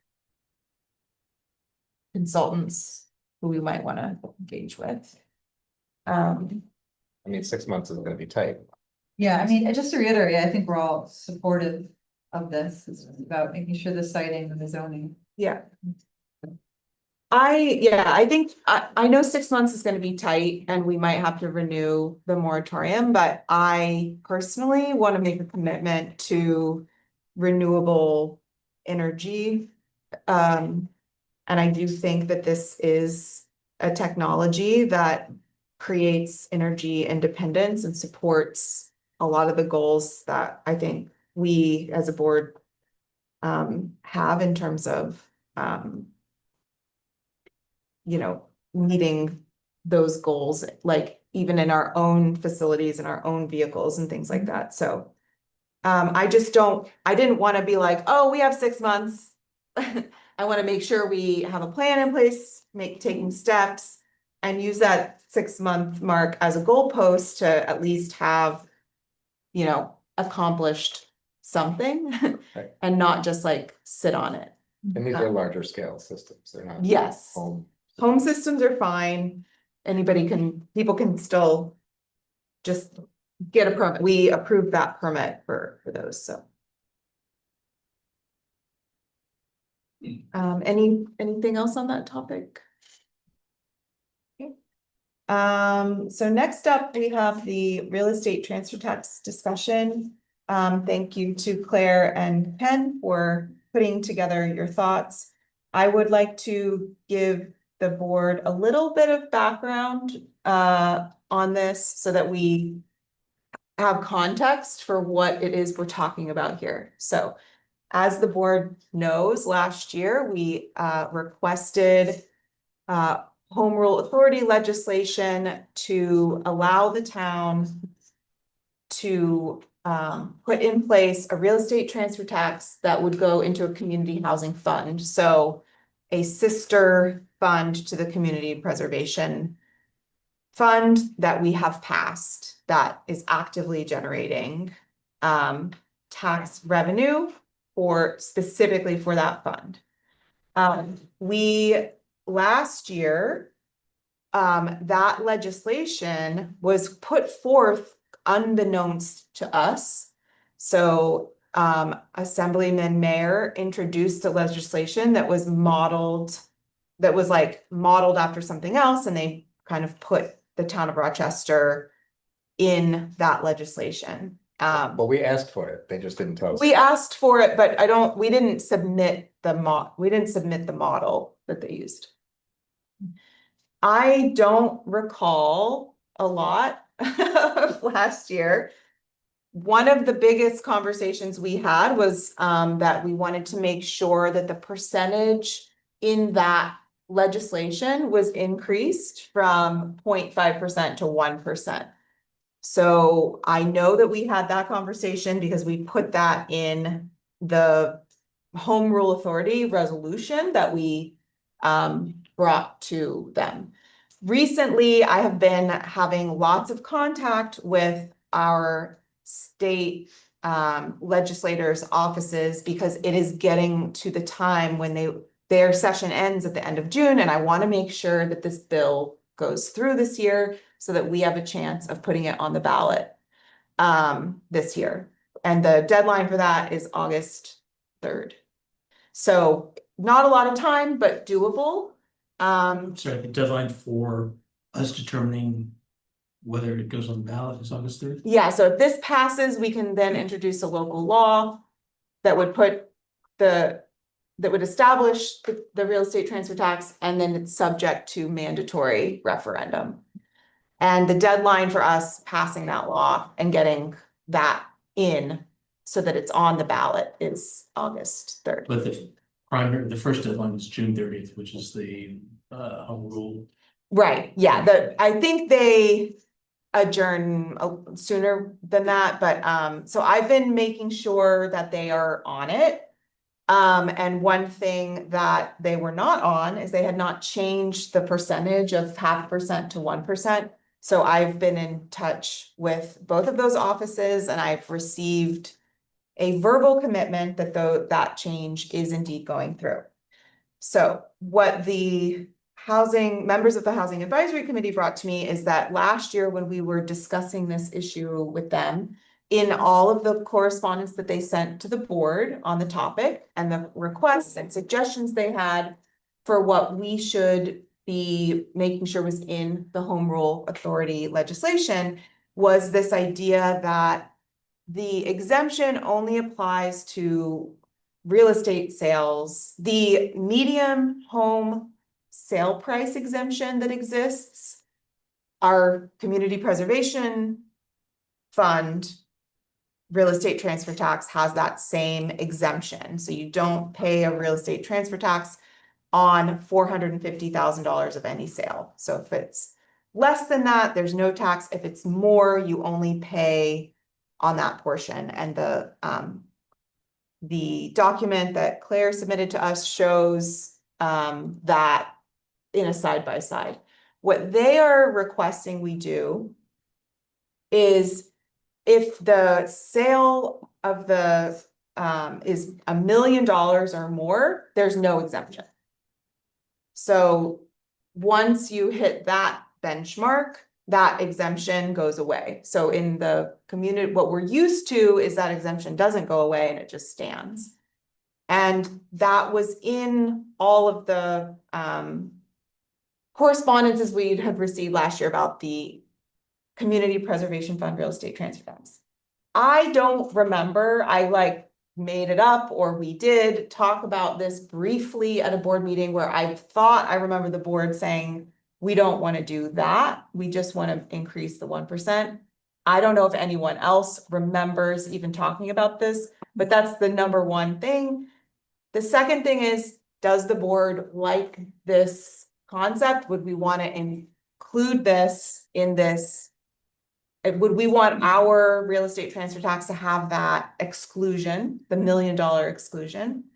That's another question. And then the third question is, there might not be time. Basically, I have to send the language in writing to the legislative head, and then they decide whether or not they're gonna introduce that amendment.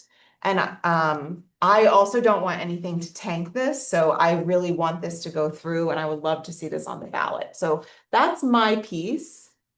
I know Charlotte, you also have, you said you had things you wanted to say, so I can turn the floor over to you, and then I just wanted to hear from the board about if, number one, do you remember having that conversation?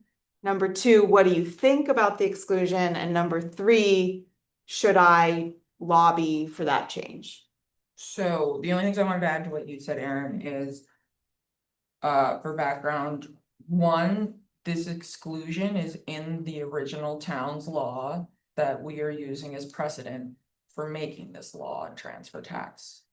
That's in Southoltz and the floor, I cannot remember, I think it's 4 other townships in Long Island that have it, all have this exclusion because it was based off their verbiage was based off of Southoltz, and that's where ours is, and so all of them have this.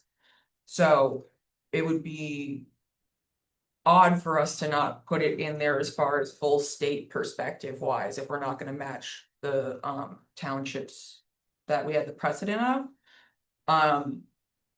And then that being said, I do also share the concerns with what's gone on with the reassessment and the changes in values of homes. And I support what I think Ken's suggestion from the committee that had come out of, instead of making it a dollar amount, we make it a certain percentage above of the median household income, of the median home sale.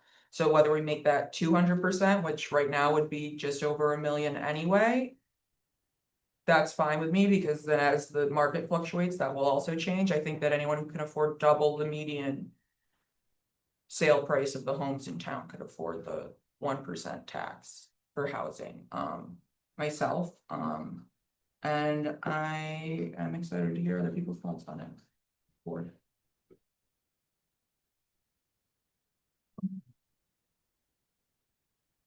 My understanding from the conversation that we did have was that the terms and the revenue structure, fee structure would be the same as for the Community Preservation Fund. Yeah, me too. I would also oppose the exclusion, as the Housing Committee has requested. There's already a 1% transfer tax for properties over $1 million automatically incurred by the state. I think that the what happens with the exclusion is there's a when you look at it numerically, there's a cliff rather than a gradual marginal increase in tax revenue. So for those reasons, I would oppose the exclusion. I think that the exemption for the median sale is appropriate, but as it is for the Community Preservation Fund, but that the tax should apply equally for all properties irrespective of their sale price. I think that the example of the laws that we are comparing this to are all Long Island properties where you'd be hard pressed to find anything less than $1 million. That's not necessarily true, Zolly. There's a lot of under their median sale price, way less than that. It's actually more comparable to ours than most townships in Ulster County. But I appreciate your opinion on that.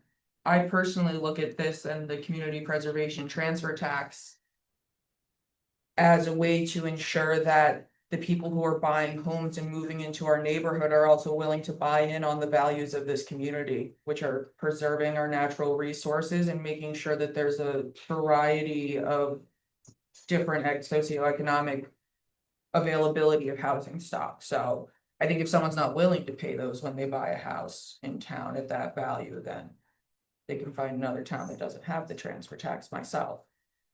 Because I think that shows what the issues are that we see all the time here between the divide in town of us versus them a lot of the times, and a lot of it has to do with the community values is what we hear brought up, and that they don't want the community character changed. And so these things are a way to ensure that not only that people are still welcome in, but that they will match the community character in some ways when purchasing homes. But we're also the only county outside of Long Island, the only town outside of Long Island that's proposing such a tax. Yeah, it's hard to be a trendsetter. Well, I mean, should And we the be a first, but trendsetter? I mean, we would be a why are trendsetter we- by not putting it in there. why are we, I mean, I sort of have a. Everyone a else mental- did it, so Excuse me, we, I'm speaking. I do kind of have a problem with being the trendsetter and setting legislation that should be something that is a model for the state. Well, that's ambitious and the kudos to us doing it. Do we really have the resources as a town to establish that type of policy? I mean, are we better off, or are we better off as we are with the battery storage example and the community preservation example, tagging on to things that other states, I mean, other towns have gone through the great expense and time of drafting and vetting, and recognizing that most of those towns, or many of those towns, have significantly greater resources to devote to the development of legislation like that, which we simply do not have. We can barely keep you know, the toilets in this building running. This would give us more money to have to use for projects in town and for things, and also, we would be doing the same thing as other towns had set before us. If that's not clear, we would be doing this, if we don't put this in, we are the odd man out of any town that's done this tax law, if we don't put the exclusion in. Everyone else has before now. We would be the first one not to do it. Just because I got confused at the end of what you were saying, Sally, because it sounded like you were agreeing that we should do what the precedent is set by other townships who have been successful and done this and spent the bulk of the work and the money on this process already. But there is no statewide legislation for this. Those are all home rule exclusions, if I'm not mistaken. I put I went ahead and put the chart that Claire submitted, so people who are watching on Zoom or in the audience, that this is the chart we were talking about. Alexis or Michael, did you have any? I just want to say that my recollection was that we were going to mirror both the RETTs on the same formula, so this is a little bit of a surprise, and that's just what my recollection of the conversation was last year. Yeah, I recalled that it was intentional that we just did the 1%, but I couldn't find the recording of the discussion, and so it was like, didn't know if we just never even thought about it, so I wanted to. The request has been coming in very strongly from the Housing Advisory Committee, so I wanted to make sure that we talked about it. But it is perhaps 11th hour. It could also be too late to get this in this year, so I just want to caveat that. I don't remember having that conversation. I remember saying that we wanted it to match the percentage and making the percentages match, specifically myself, and I just lost my other point, so go on, someone else. Well, I'm no help in remembering what was discussed. I certainly support progressive tax structures, and I think there is a possibility that I would support something like this. I would not peg it to a dollar figure. I think it needs to be a percentage based off of the median sale price. But I very much want this to pass this year. I think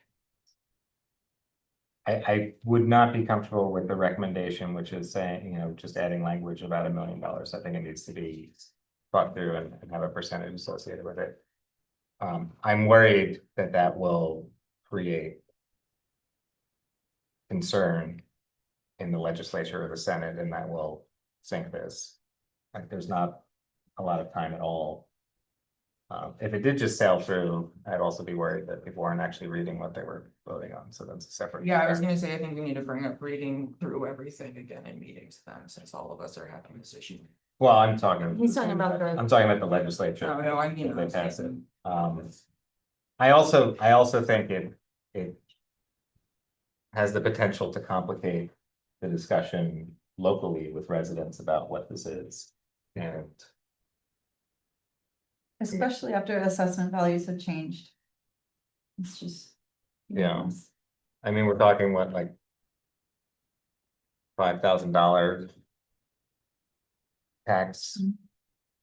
This But year, that yeah, 5,000 that would not be included. this year, if say we had that in place, it would be year to date a difference of $9,000. It would be a difference of $9,000 in terms of what we received. Yeah. Last. Over 3 months. But that's only one. That's 1 quarter. Yeah, that's over 3 months. Yeah, sorry. I said year to date. I mean, based on the conversation I had with the chief of staff, I'm more focused on making sure that percentage is 1%. Like, that is something I know that I can push and that I can be successful with. I think, you know, I don't wanna like play a violin, but I've worked very hard to put this, to move this forward. And I really want it to pass because I really want us, I mean, I personally want to take the win. I personally feel really proud of this and the proud of the collaboration we did with the Housing Advisory Committee. And I think it could be a springboard for the county. I know they're looking at this. I know they want to make a similar request. It's also possible that they could include this exclusion and then we would be able to include it in the future. So I don't think that that necessarily ends with this, but I, you know, like I said, I don't even know if there's time for, or if they're willing to put this amendment in. I think that's, you know. So. I think we absolutely need to have the 1% in there, Oh, the other thing, I remember the other thing. Does anyone remember me arguing with them about this last year? With who? With the board when we discussed it, because I wouldn't have let that exclusion go without putting up a stink about it. So if no one remembers me arguing about it in a meeting, then I don't remember having to argue with anyone about it and try to give pushback on keeping it in there, so that's why I don't believe that it was only about the percentage, but personally, this whole process has just been disappointed on so many levels of government. Whatever we can do to make sure it's on the ballot at this point, the public can levy us if they think that we should be getting that 40,000 plus extra dollars a year and have that exception in there because it can go back on the ballot for a change next year. But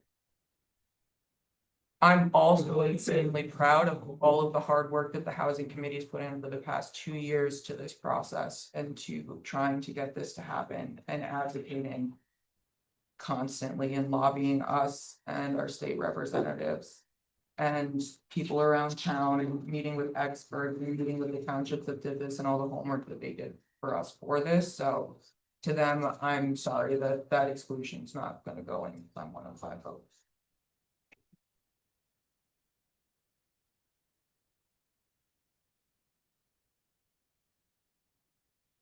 So Aaron, a future change to this requires a change in Albany. Mhm. What were you saying about the county might include it though? Well, I guess I was They're just, using us as the example, so if we don't have it, they're going to have a harder time to get it in there. Oh, I thought you were saying if the county does add it. I was saying that if the county were to put because the community preservation is a tri-county home rule, so it's Ulster and 2 other counties. It's not a statewide legislation. So that was what allowed us to do that. And I know that the county is interested in doing home rule authority for this as a county. So if they lobby the state to pass a law that allowed for this, we could then. The town would have to vote on it again. We would still have to, any changes to, well, Yeah. the way that it's phrased It's is the taxes, the establishment. the way it's phrased on the ballot is any exemptions we are allowed. That's how it was phrased on the ballot. But so that would be, So as of right now, none unless the county passes. Correct. I don't know. Unless the county passes one for the 200% or $1 million value sale. We can't, because it's not an exemption that exists in our township or in a governing body over us to pull down to our town, right? Well, so the only, yeah, it would, this tax is only allowable for this one, would only be allowable for this one purpose with any exemptions that were allowed for that purpose.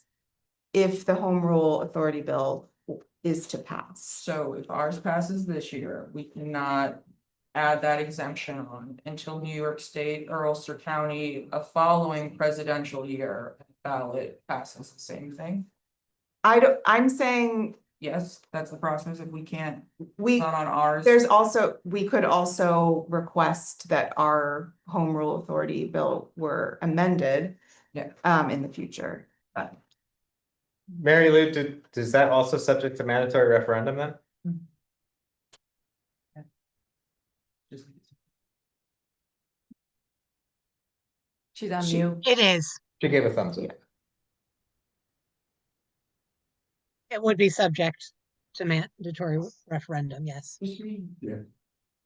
Just so you guys know, I'm about 100 pages in so far to the assessment roll, and so far only 15 property would be subjected, would be at this exemption in 100 pages of parcels. Just for perspective. Each town, yeah. I mean, I don't. My like, I guess, I don't know if this means anything, but I think I also was, we didn't, given how important this came to me like last week with the urgency, I was surprised that we didn't talk about it at all. So I think I did feel a little, you know, I don't know how we didn't, if it was that important, how did we not like talk about it? I guess If I'm just, anyone said to take it out, we would have talked about it, because it's important to me to keep it in there, but if we didn't say anything to take it out. Why would we have, like, if it wasn't an issue, if no one brought up to remove it, then we wouldn't have discussed it. Is what I'm saying, that's why I'm saying, I don't think we should be using SharePoint anymore. None of us talk, like, we're not talking about things, and like, we don't know if people are going through things in the meetings. For like this exact example, like, we're not sure if we had an issue with this or not, because we aren't actually discussing things start to finish in meetings anymore. And I personally find that frustrating in the processes, but we can go on to the next agenda item. I think that it's clear on that voted here, so. I guess I don't know what you mean.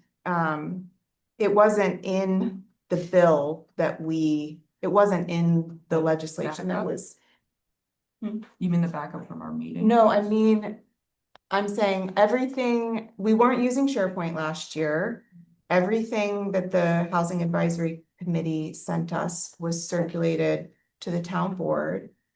And I'm just saying the urgency that came up in the past couple weeks about it, I just was surprised that we didn't talk about how that needed to be included at all when we were doing the home rule resolution. That's all. I'm just, if it was something that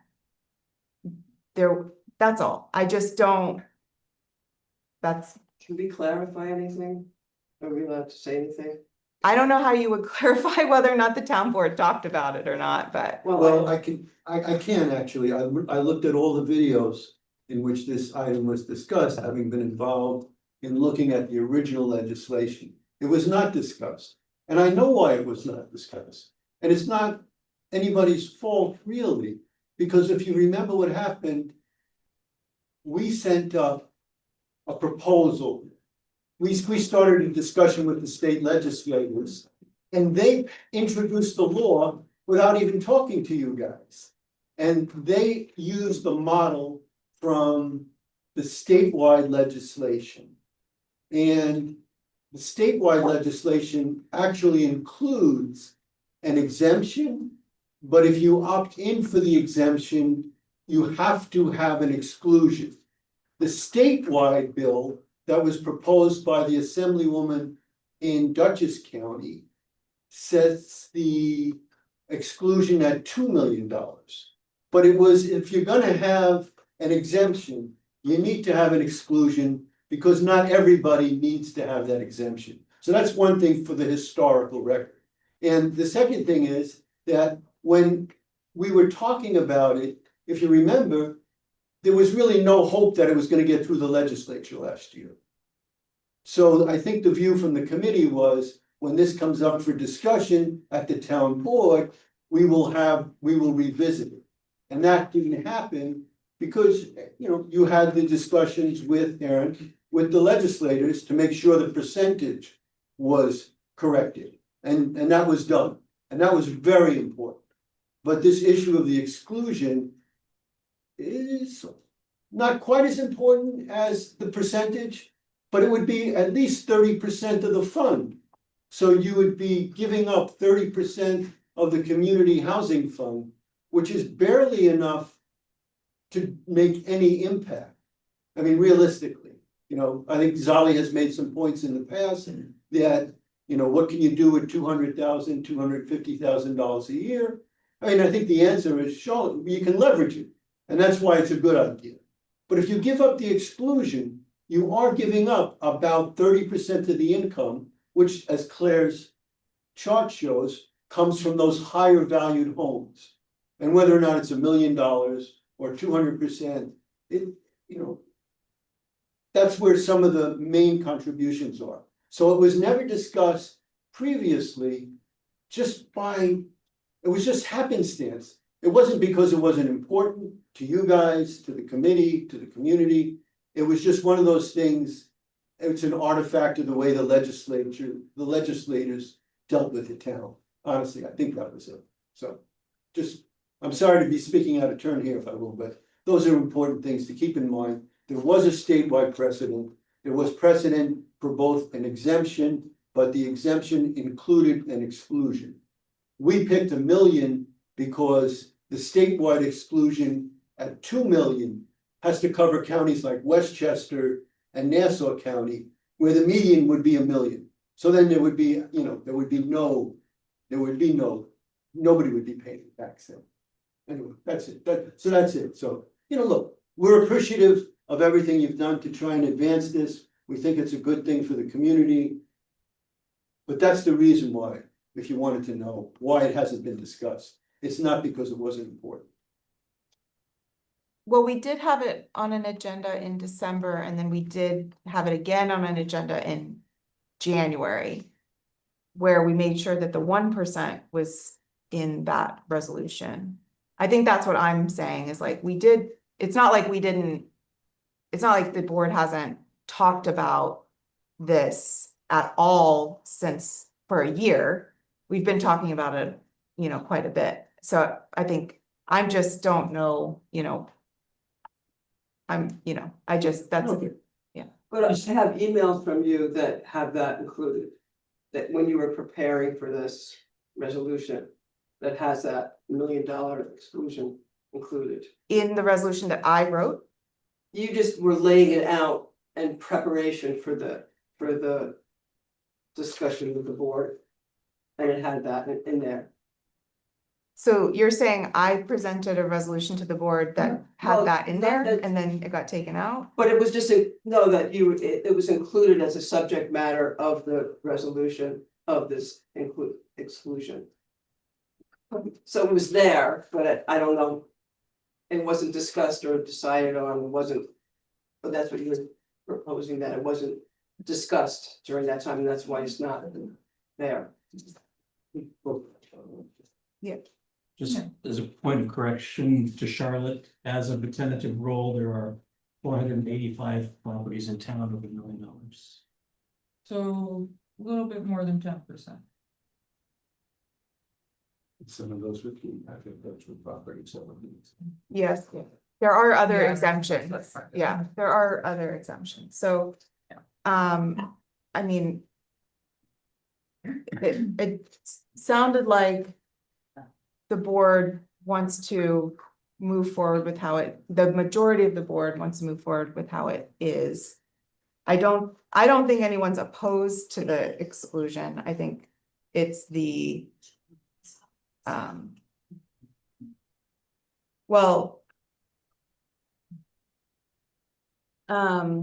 okay.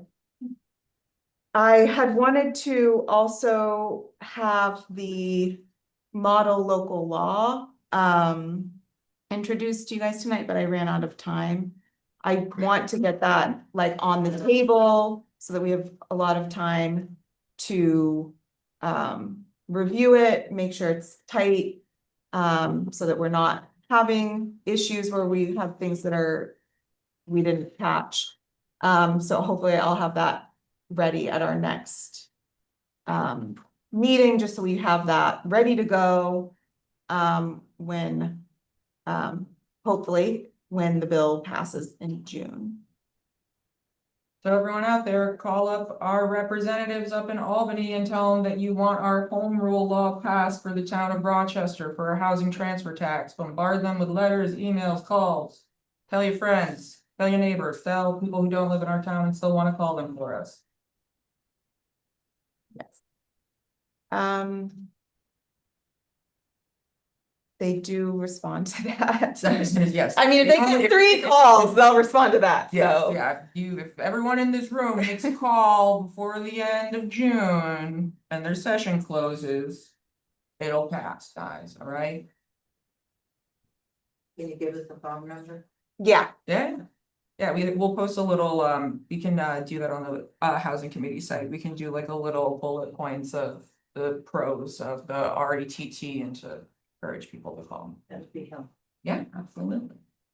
I do think that our town supports this, and I think it feels, this is like, to me, the most important thing that we're doing, and when we get the contract for our grant, we'll be able to move forward with the community housing planning project, so. Moving on to the town job vacancy and hiring procedure, so we have 3 open, we have 3 job postings, and I've gotten like 60 applicants. And I personally don't have time. I usually am the one, you know, leading all the hiring. But I was gonna so here's my proposal. So I linked to the positions, and I've spoken with the departments, and I would like to work with the assessor and the deputy building inspector together to start vetting, screening, and interviewing applicants for the 2 clerk positions. But I was gonna ask the town board if there could be maybe a hiring subcommittee for the transfer station attendant job, because I have been failing on that one. Because I don't have a department head, you know, it's helpful when I have a supervisor or department head that I can, you know, interface with. So I was gonna ask if you guys were interested in taking that on, and if so, I need to get you into Indeed and getting those interviews scheduled, because some people applied like a few weeks ago, so I feel. I can. If you give me the login, I'm happy to, I'll let you schedule interviews. I don't know if also one. Is there a second board member? What's the time frame for that?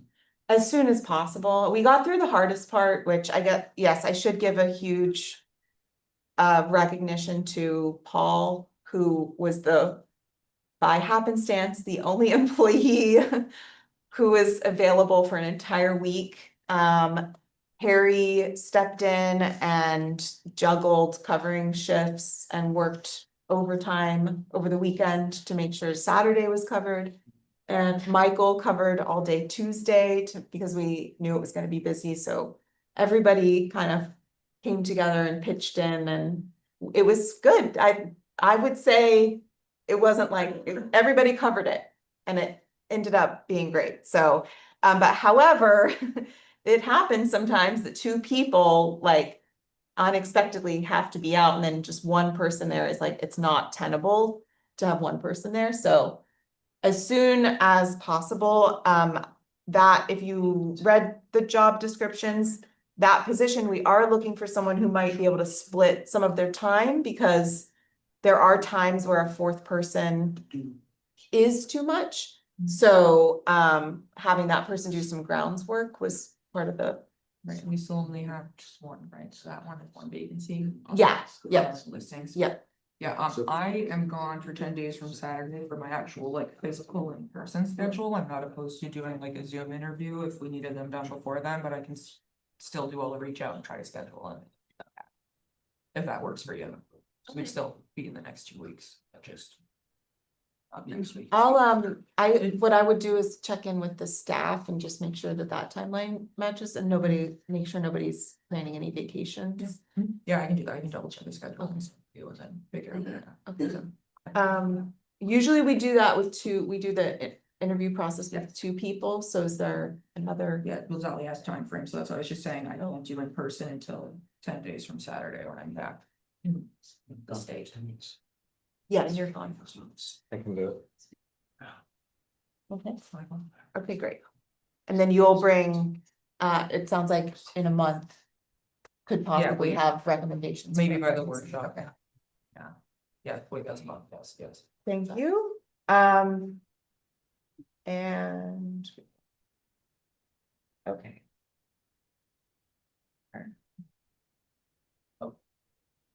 Can I ask a quick question just about employees and departments in general? Yeah. Just because we've got like, I feel like this year we bulked up a lot of departments, which I'm very happy and pleased about, but I wanted to make sure because. Every time we do one of these, like a new position or add something into like our civil service. I like have like an almost like PTSD flashback to when Kate cut her deputy for us to save the budget, and I feel like we still have not made up that manpower in some way for you because. You lost that person, then you lost your other clerk to a different department transferring and. And you're sharing half a clerk with highway, so I just wanna make sure that your department is personnel wise, like in pre-thought of. Next year of budget season. Like you could use another body, right? This. And yes, like without thinking, hey, for the clerks. But yeah, I mean, I probably work over 50 hours a week. It's a lot, but it's how it's been, so. I've been one of those that's willing to share with other departments because I do understand that, you know, there's times where one department might be busier than another. But my department's also the only department that interacts with every single department. So if there's an issue in one department, it does affect my department as well. I wasn't expecting you to ask this. Sorry, no, I wasn't, it wasn't on my mind until I was like looking at the 3 different departments, and then I was like, wait, and I was counting how many employees we have in each, and you have the same amount of employees as almost all of these departments after these hires then. Well, I only have one full timer, but oh, okay. I mean physical people, like the number of bodies that you could have in the building in the office at one time, so. Okay. Well, thank. And Kate and I were gonna talk about that too. Cool, yeah, I saw it and I was just like, wait a minute, how many do we have now? Yeah, it was the clerk and the clerk to code enforcement. I mean, I do wanna, this is gonna come up in the budget modification conversation, but I don't know how we're gonna pay for this, just so you know. I don't know how we're gonna pay for this. I don't know how we're gonna pay for what next year. I think we need 2 more full-time people, 1 in your department. So I don't know how we're gonna pay for it. Just so you guys know, I literally have no idea how we're gonna pay for this. Well, the transfer station's back though. The transfer station. Yeah, that one's back. That one's, not. yeah. The other 2. But the other 2 is not budgeted. and I Technically new people, new body. don't know how we're gonna pay for it. We're just moving forward with what we talked that we were gonna do, and we're figuring it out. We're laying the tracks while the train is driving. So, code enforcement software, as I put on the agenda, I went ahead and just did email intros to move it forward. So did you guys have any contact with them that I wasn't copied on? I have 2 scheduled. Yeah, right, my full schedule, then I just didn't respond with my. Okay, My okay, daughter's birthday. yeah. So you guys, can you make sure you do those in time to make, to see if we can make a decision by June 11th? And if you're like, red flag, don't really want to make a decision this fast, that's fine, but that's kind of the schedule I'm trying to keep us on. Yep. And Alexis and Zolly, did you guys have anything else on that? I think you both said that you didn't feel like you needed to. Okay. All right. Just an update, I'm trying to move things along with the roadway safety speed limit reduction project that we've been talking about. I linked to a correspondence I had with Brian Slack at Ulster County Department of Transportation. He wrote up a really helpful, sort of memo for us to use, of like, here's kind of what you need to do. So he also said that it's a little more complicated, that we can't decrease town road speed limits to 25. We have to do 30 is like, but we can have 25-mile-per-hour areas. So it's just like a little bit more complicated. Yeah, speed zones versus. Yes. Recommended speeds. Yeah. Oh, you mean, could we Yeah. post that? That's not enforceable, it's recommended though. I think it's the difference. Well, the between- sign isn't gonna mean anything I think it's the either if it's difference not. between speed limit and speed zones, like like when you go in a school zone, you can't, Yeah. even though like. Right in front of the school, you can't go over 25, but the rest of the road is 35 or whatever. I think that's difference in definition of what it is for it. So then he's linked to the authoritative document on the establishing linear speed limits for the 25-mile-per-hour. And then tells us what procedures we need to follow. And then, of course, there's also, just so you guys are aware, the Traffic Safety Board is doing a full countywide study, but they're not gonna have any findings for a year. So basically I asked Brian, like, do you think it's worth it for us to do anything? And he said, yeah. Because I think there's gonna be other recommendations other than lowering speed limits, because obviously like that's only one of the tools. So this does, it's a little bit like a big project in a sense, or we collect information, we try to see what fits, and then basically we would be requesting that they do a study. That's basically what we would be doing, because I don't think we want to pay for that. So how do we, I hear from the public about this. I think you probably do too, because you did all that outreach, Solly. I hear from the public about this, so I want to move it forward. So do we have like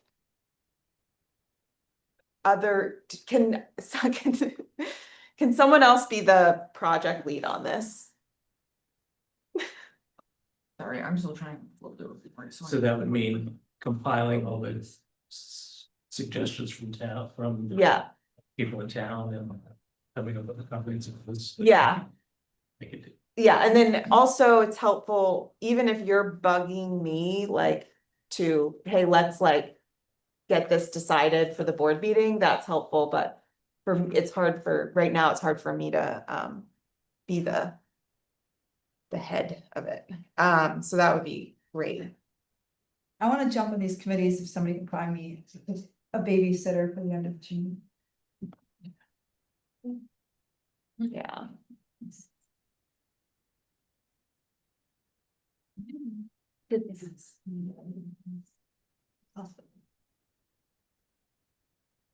Oh, did you just find one? It actually goes to both seats and babysitting for Brett. That's She's That's 16, great. lives on top of her. she like.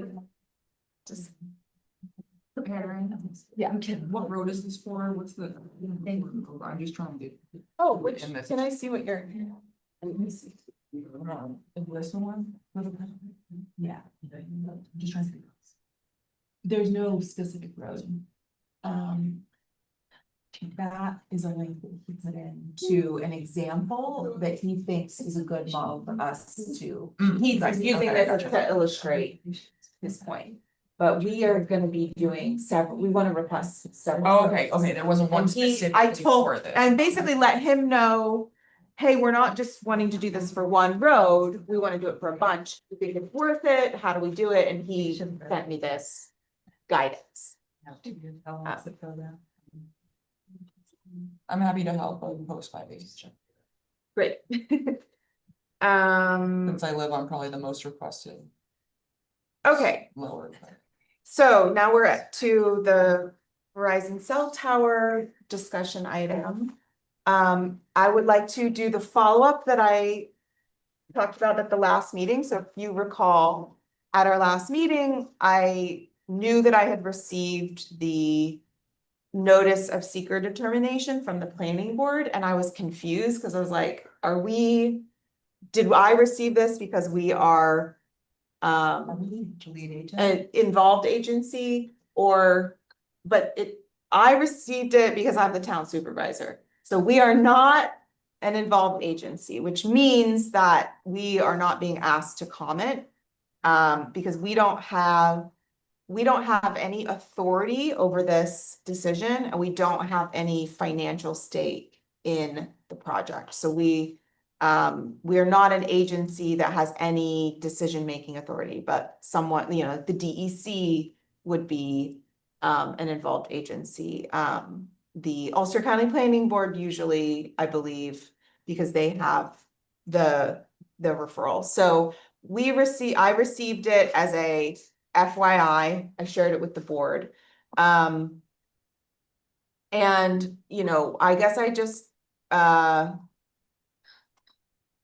it would be helpful to hear from Mary Lou on the topic on, some of the questions you were asking, Alexis, about like, what is the risk of the town board weighing in at this point at all? And, what does that mean? So. Okay, the planning board is a completely independent board from the town board. Your only obligation is to appoint the members. I guess, are public hearings still open? Because you could, if the board wanted to, you could comment at a public hearing, and I don't know if they've closed their public hearings or not. I think otherwise, it's probably not appropriate for you to make a suggestion with regard to the seeker outside of a public hearing, because you shouldn't be influencing their decisions. Right. Mary Lou, is there a comment period on the conditional negative? I don't believe there is. Those comment periods would be if it had been a positive deck. I thought for conditional negative. It is, and that's the referral notice I got. Oh, yeah, the comment is from the involved agencies. Exactly. I see, okay. Yeah. And to be an involved agency, you have to either be financing, you have to be a state, local government, either financing an application or having approval authority over the application, which you don't have here, or it has to be your application. Like when you folks do a local law that requires seeker review, then you're an involved agency. Yeah, okay. But thank you. You're not an involved agency here. So I'm sorry, I thought you were talking about after it had, been made for sure. Mary Lou, Or adopted, yes. just because you'll remember as our lawyer better, did we ever pass that requested stipulation for planning board applications before it, that they have to have all violations and fees paid on the parcel? No, right? We didn't put that through. Okay. What my biggest issue with this is, there is a building that is filled with mold and unsafe housing for people there, and we are going to let them build more unsafe things on the property. And I just don't, and I know that our hands are tied by the us being a separate board from the planning board. My hands are especially tied because my father is a tenant there, but I find this whole thing frustrating when there's people without fire alarms or smoke detectors or fire extinguishers in some of those apartments. And they've been condemned on and off for the past 10 years and they won't have any environmental effect on that property. No, I'm very frustrated at the whole thing, but I think myself, I need to be abstain from it from my own personal bias from my knowledge of the residents there.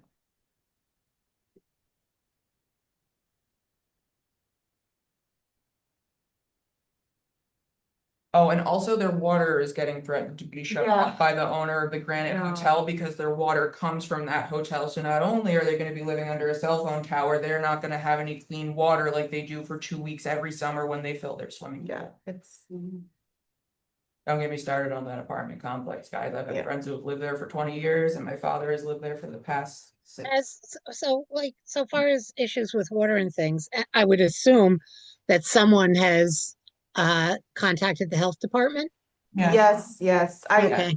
I've been, Luckily, a tenant has a child who's on a government body. yeah, Otherwise, they wouldn't have had any of it, yeah. So. I was trying to find out, so the comment period for the seeker determination is the thing that's what we've been talking about, and that ends June 8th. I don't know if the public hearing is, still open.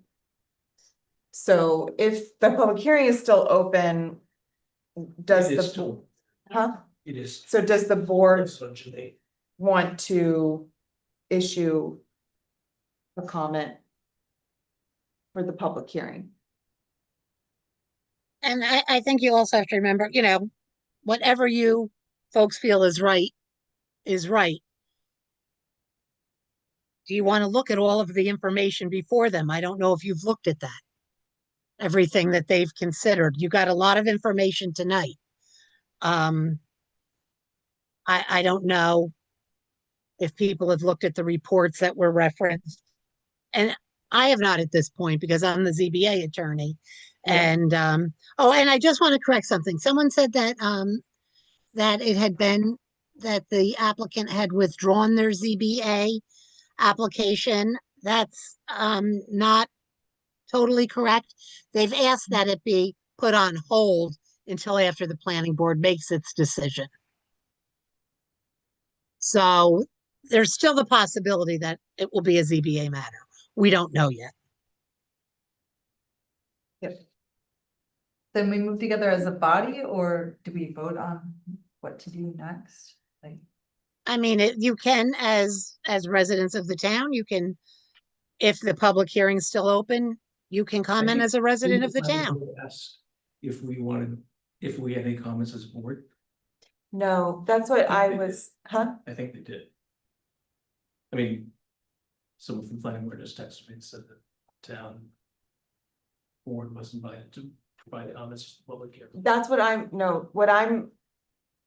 what I'm talking about is I received that you guys, I sent it to you. The notice of seeker determination, and that at our last meeting, I said, are they inviting us to comment as an involved agency? Or did I just receive this as the town supervisor? Because the email I got didn't match the cover letter that I got. And I got clarification since that meeting that I was just receiving that letter as the supervisor, because in the code, it says that it should be sent to the town supervisor as a FYI. Right, it's an informational letter. Not as an invitation for the town board to comment on the seeker determination. But I would support a general comment outlining the concerns that were voiced at the meeting today. Doing it collectively as the town board during the public comment period as a written comment. yes, thank you, Zoe. So what we would have to do is a motion authorizing one of us to draft that. and then submit it on behalf of the board. By the June deadline. Yeah, which is soon. It's soon. And we've got 2 people on vacation, right? Do you support this?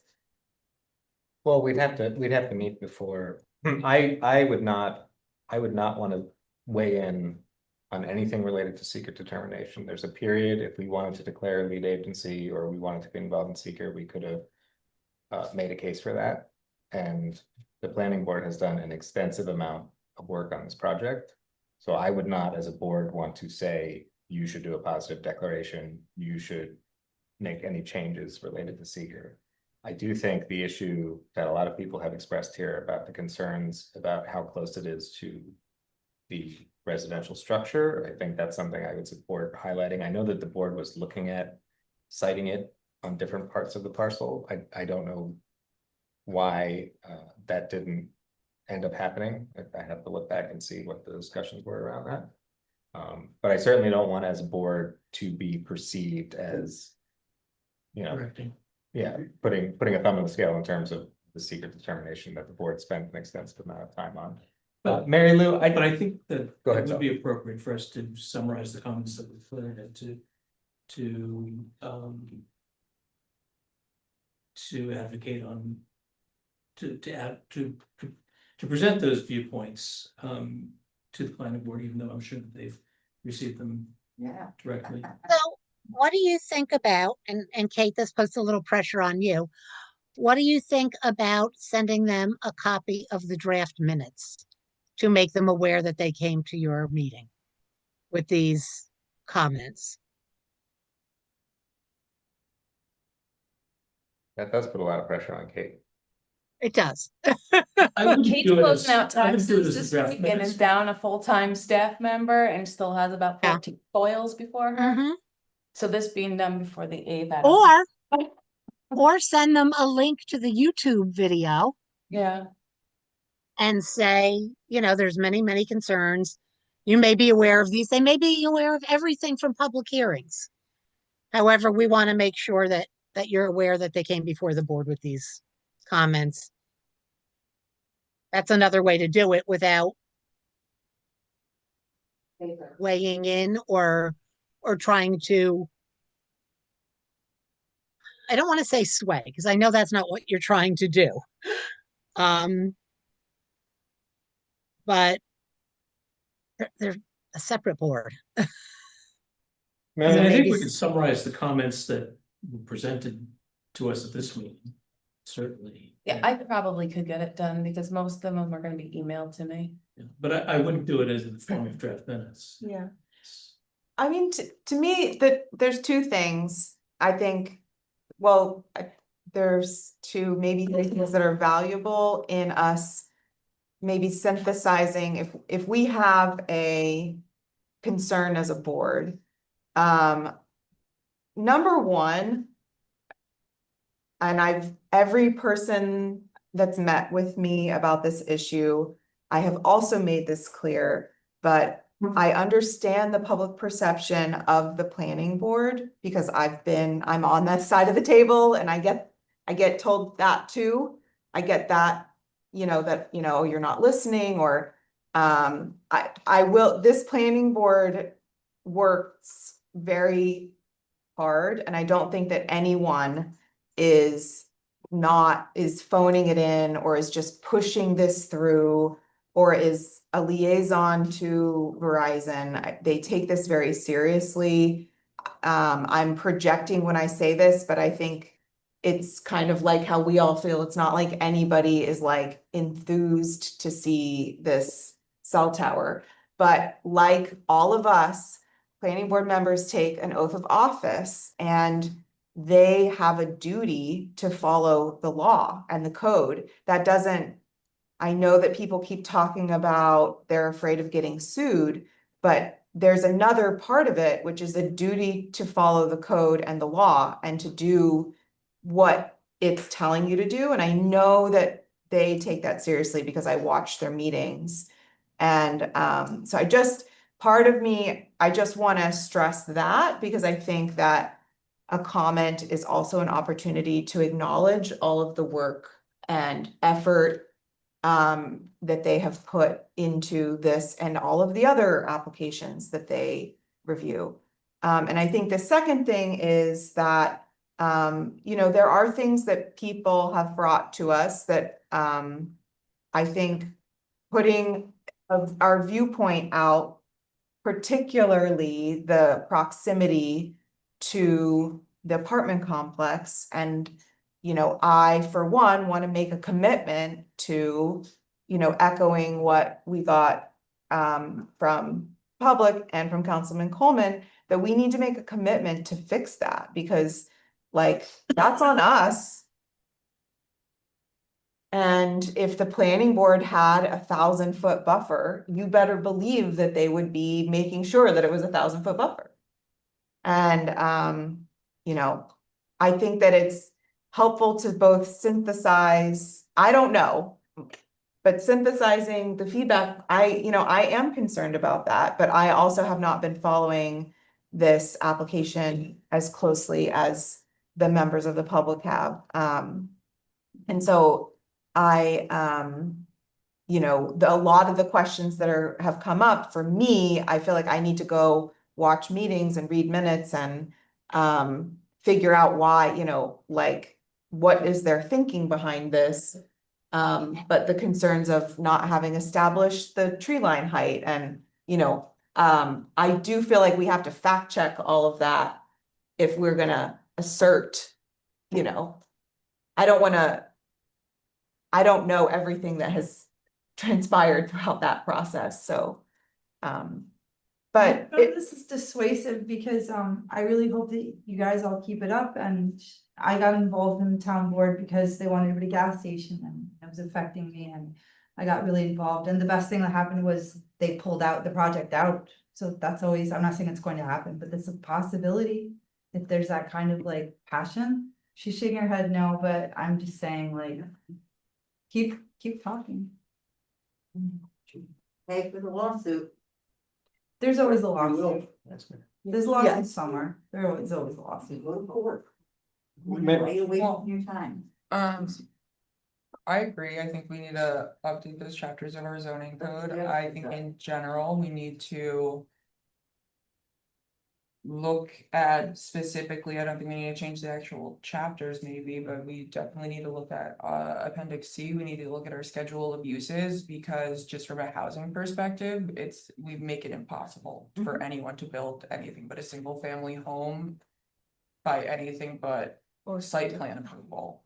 If it's not single family home or multi or two family housing. Like, which is wild, and that's one of the reasons that we don't have any development in town. So I think in general, we need to look at those, the schedule of uses and what's site plan approval, what's special use permit. What do we need to take out to make it undefined so it comes before us to be reviewed? If it needs that level, if there's things like cell phone towers, or we did the same thing with gas stations and we did the same thing with commercial event space. We had too many issues with trying to regulate and the applications coming in and then getting Article 78s because the public didn't feel listened to during the process. So then those got removed. And now if anyone tries to apply for an undefined use in our zoning code, they have to put that application into the town board, not the planning board. So I think that we should heavily look into that. if we're going to, yeah, As a side note, Yeah. from writing to the planning board, like what we actually have authority over and can legally do, we can legally do. so I guess just trying to. If we're gonna comment as a body, how are we going to do this? Get it in by June 8th. Oh, you were gonna ask me. Yeah, Mary Lou, the one thing that has come up is this idea that the 1996 Telecommunications Act allows them to extend an additional 20 feet. And my understanding was if there's a site plan, an approved site plan, and they wanted to make a change to the site plan, they would have to go back before the board. Does the Now federal law trump that?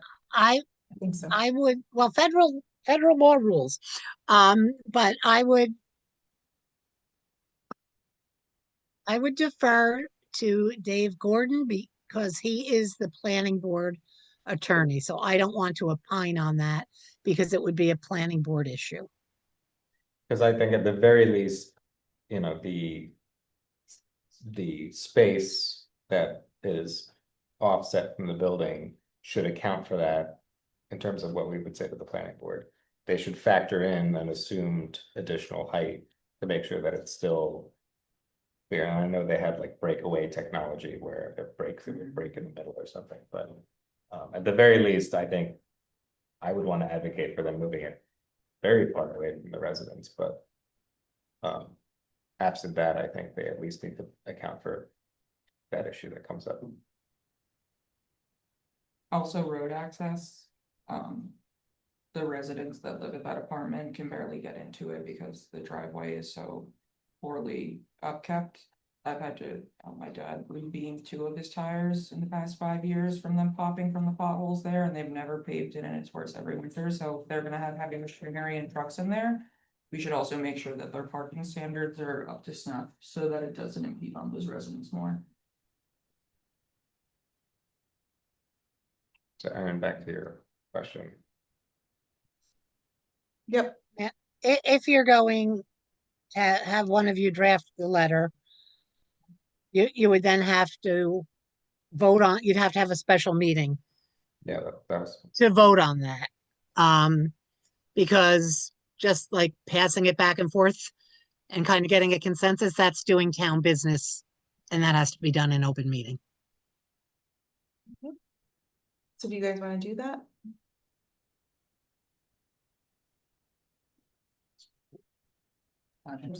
June 4th.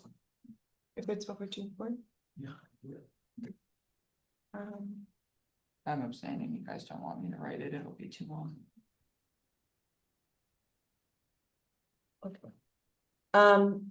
okay. Let's look at our calendars.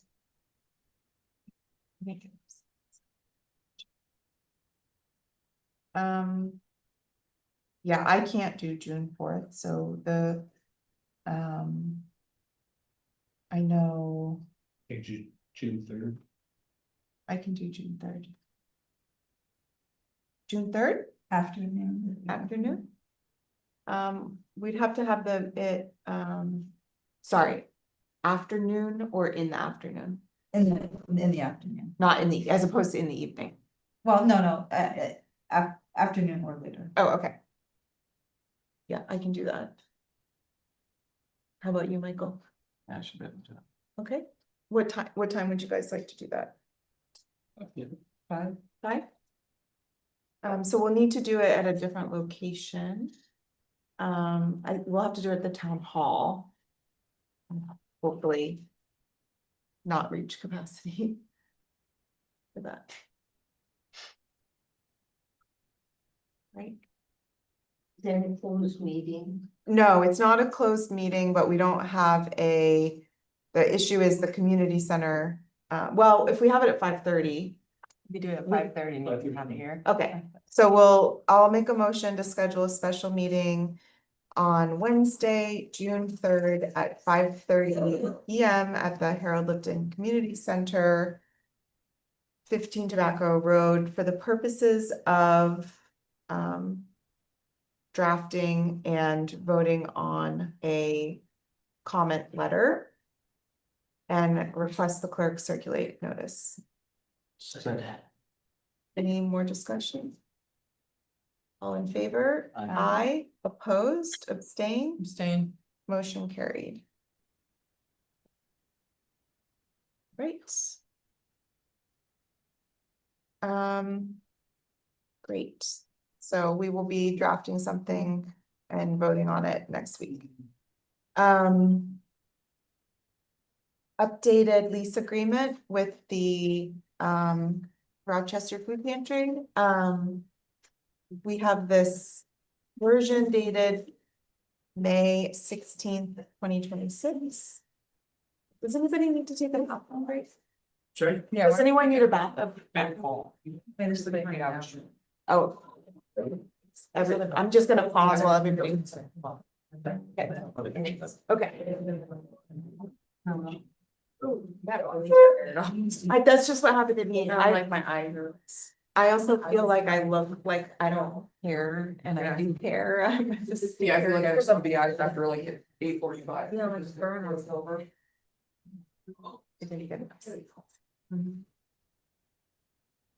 This is terrible. 3 nights in a row, I wanted to go to the Cherries to get a nice one. Never happened. That sounds That's what's good. really important. Maybe tomorrow. Thank you, guys. I love how you do it.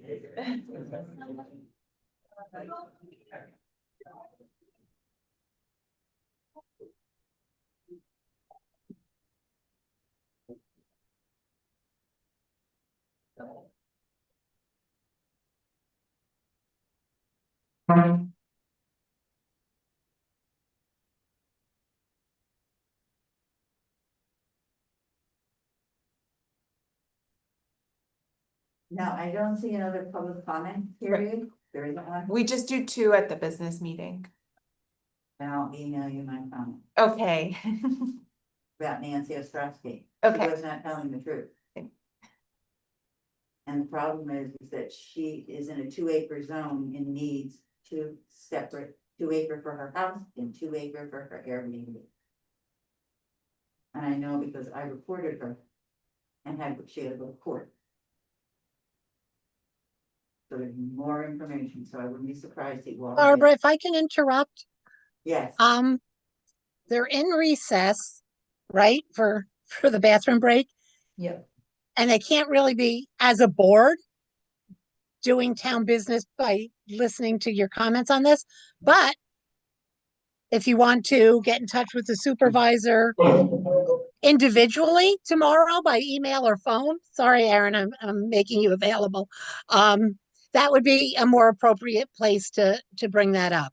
Because Okay. I think it's, what you're saying is important, but I don't want to I hear you. ever get beyond the law and how we I hear conduct you. things. I'm all about the law, believe me. I know, Barbara, I know you are. In fact, before I leave for every meeting, my husband tells me to behave.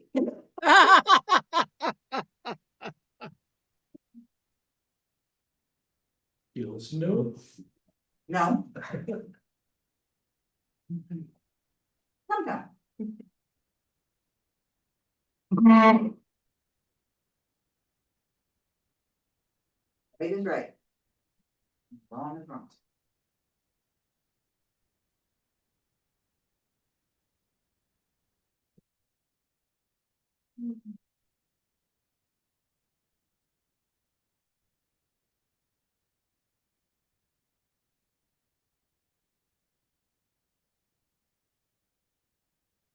It's disappointing to find out I put this building on my property and I don't have the acreage.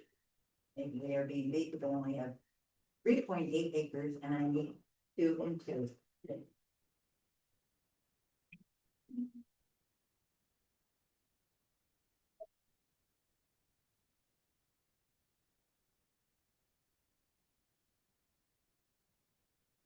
We were streaming one time. Hope we were streaming. Where do we find it? Well, I just didn't. I hope you are too, because I couldn't keep up. Well, it said for streaming, but I didn't get the notification until like, Mine, I don't get the notification till the next day. oh, I usually get it like right away. I have that app. Notification of what?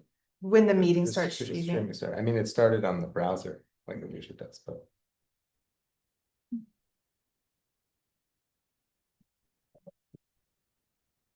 Watch.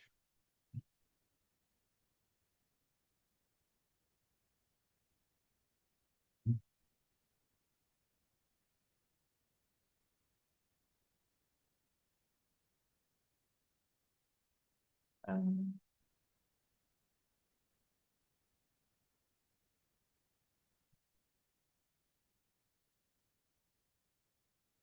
I mean, it's streaming. Yeah, my.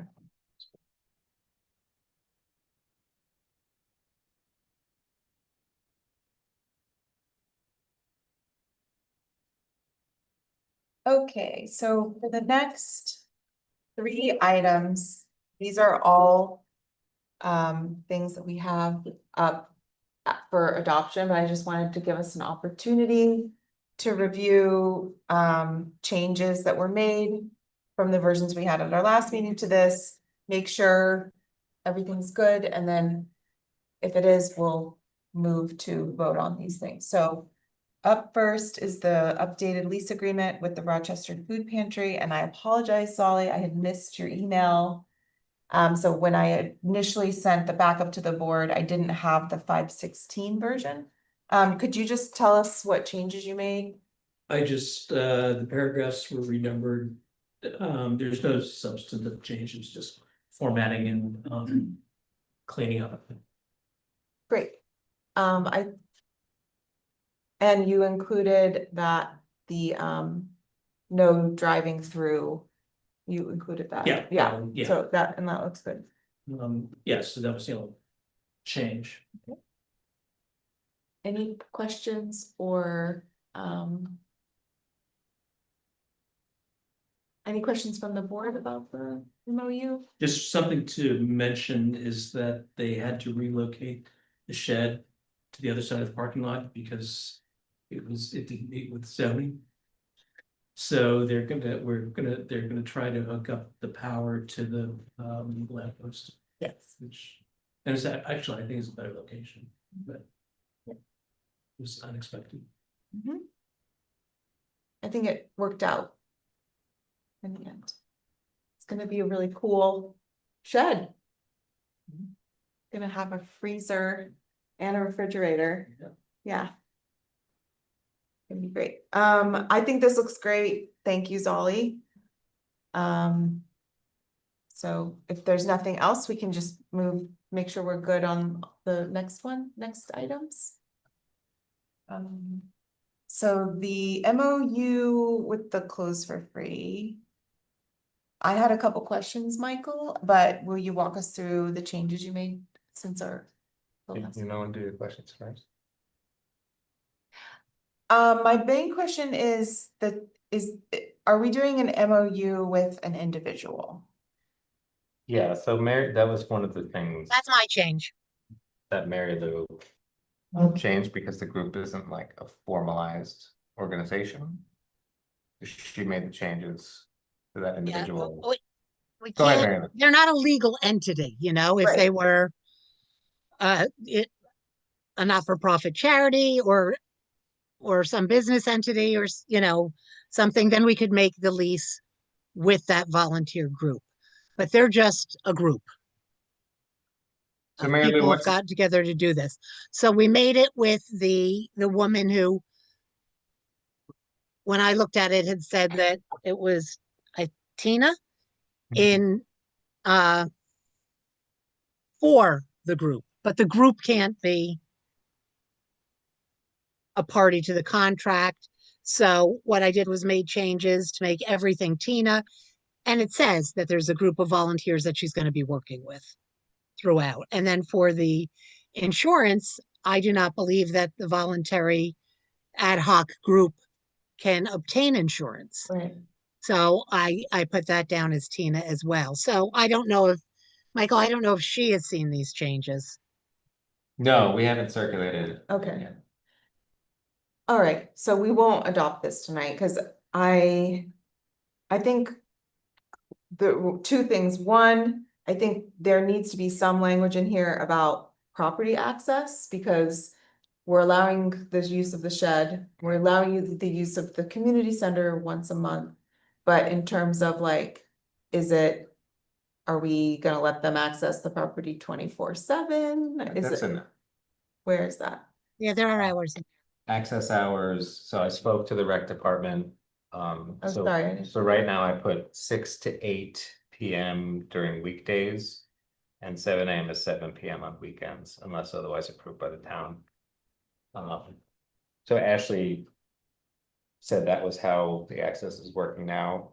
And Oh, that's how they're she doing it looked at- now. Yeah, she wanted to make sure it's after hours during the weekdays and then weekends. She didn't seem to have concerns, but it's, you know. Would it also be Got it. possible to put that shed out here too, so they don't even have to be in the back? I mean, it's a big shed. It's big. And also, if that shed transfers to the town, I think it would be good to have it back there. So we can further restrict that, the weekend hours, you know, it's 7 AM to 7 Oh, I don't PM. think we need to. And then it's always like, as long as it's not interfering. So if they had an event there, we would just have to figure out how to notify them that the space is not accessible. I just didn't read very thoroughly. So, okay, great.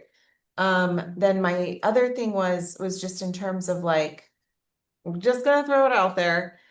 Like, what if we do like a policy instead of MOU? I don't know. I just, like, what are the repercussions on an individual? Like, I don't know. I just, Well, yeah, I was gonna ask Mary Lou, like, what happens if that individual, because, I mean, we've had these It's not conversations. everybody. If they're not involved, or if it transitions to someone else. So Mary Lou, I don't know. Yeah, then we would have to enter into a contract or an MOU with someone else from the organization. And this is doing two things. This is handling the actual transfer of physical property, and then to Erin's point, there's more like policy related things. So should we just Well, do it? I mean, if you make a policy, does that not apply to everyone? I don't, so here's one of the things we were trying to remedy with this, what had nothing to do with the shed. It's that we don't have a use like this event that's once a month. And I think it is a beloved event that a lot of people are very enthusiastic about, and I think we want to support it. But I don't think that our like policy, I mean, maybe it's worth reviewing, but I don't know that this is what our use of the building policy contemplated. Okay, so you're saying a use of building policy. That would apply. Yeah, and maybe somebody just to could put in, them. you could have people put in applications, and they could put in an application for the entire year. And, you know, maybe you can waive fees for something like that.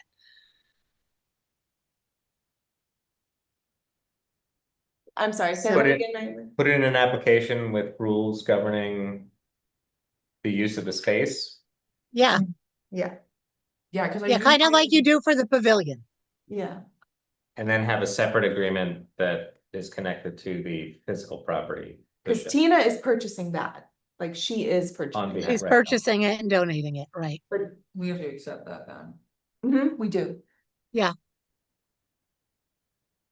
So do you just want to have the application for the community center attached to the? I think, well, the way I was thinking about it was maybe we pull those two things apart, so Yeah. that the whole thing with the shed is like this special thing. Yeah. And it is tied to an individual, but the use of the space, it's like 200 people come, right? And like, Wow. that's like not what we've contemplated, and I think it's fun, everything has worked out. I don't want to make it sound like there are major issues, but there have been things that we've had to like figure out that aren't really contemplated. Because usually it's like a group is having a meeting and they're here for a couple hours, and it's not this regular High traffic. thing. A lot So- of use on the furniture, like tables. So if we have a generic application, how do we cover the need for access to the shed? Is that covered in the contract, or is that covered? I think Erin was saying we do that separately. Yeah, I Yeah. would just put that in the shed MOU. But that's tied to an individual then. Yep. Okay. So I got more work. Well, I guess, or do I? Do we just remove the sections that I added that are related to use of the facility? You know what I think we do? Talk to Tina. Yeah, we also need to talk. Yeah. Yeah, Talk I to Tina. find it- Because we could go through all this and she could say, this is never gonna work. I know I've since joined the organization, but the last organization that we let use a town-owned property to do a project ended up costing us money, the Rotary at the transfer station. So, and they had insurance, so I just wanna make sure that like liability wise, all the Ts and Is are dotted, and if it's that they need to incorporate themselves and be a nonprofit for us to be able to like. Have all of the liabilities and things check out for that, then I think that that's what needs to be done, but I do think it's. Doing an MOU with an individual person just And seems. you can also check with, our insurance agent. Yeah, I'll do that. Yeah, that too, yeah, if it would be under our umbrella, like, are there volunteers, are there I'm- customers? Yeah, I'm pretty Right, sure and- it is, And but can this voluntary group obtain insurance? And name They're this not incorporated. an I additional, don't- well, I think- don't think know if fine. there's something we don't know about, that's why I'm There saying, could be, yeah. ask Dwight, he may know of something. I doubt it, but let's They can not, be an unincorporated association. let's check with Dwight. Okay, but yeah, I support the use policy. I'm fine with an MOU as long as it's not to an individual person, it's to some nonprofit where our bases are covered or all liabilities off of the town for whatever. Insurance wise and risk, The only other point I wanna make, it's not with the actual MOU itself, it's with the actual shed. And that all of this started. From me requesting in 2022 for us to purchase a new storage shed for the recreation department so they could stop using the one that's leaking out back. With the We're doing tarp that. over top. I know, I'm just saying, I would like to see that happen because I feel like we keep. I'm sorry. are we We're voting on advancing them it? over someone else again, like, and it's been a 2-year request, so. That's happened, Yes. I know, but like. Oh, I'm sorry, Alexis, am I not allowed to have an opinion on things? I think it's All right, getting so- late, so, So- right, That's a job. So we're gonna. Split this up. Kate, do you My daughter's have birthday. the application? Before- Thanks. okay. So you know what direction you're going in? Yes. Great. Okay, body camera policy. Michael says it's all good, Brian says it's all good. Okay. Nice. We're good. This version was incorporate, so it's the version that Michael that we've been considering at all of our meetings, but it incorporated. Oh, this is the red line version? I thought it was supposed to be a clean version. This clean version too. Oh. I sent it there. Okay. This beautiful red line version is Brian's comments incorporated. And it has everything that we discussed. Right now, it's only covering code enforcement because, Covers everything. What? It covers the constables too. I asked him to add the constables too. oh, Everything. it's everything? Yeah.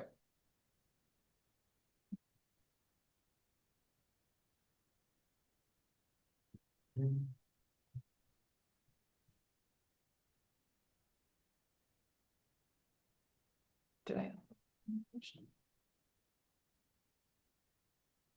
Good thing is we have a special meeting next week, so.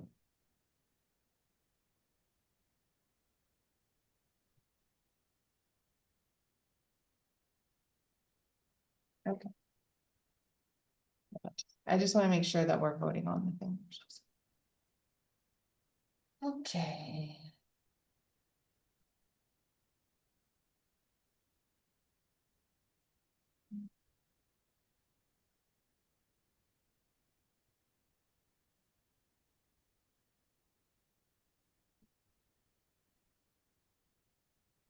Okay.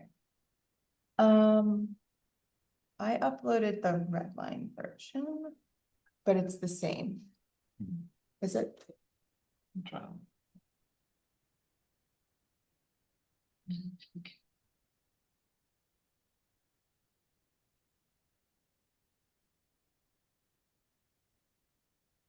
It's beautiful.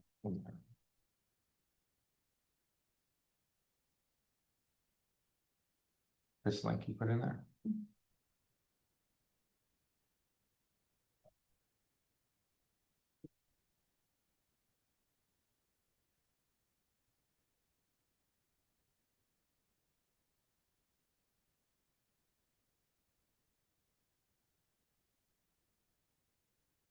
I mean, everybody said it was the same, but. Okay. I'll try. Well, our next thing is an agenda item that you requested. If you still want to do that. Yes.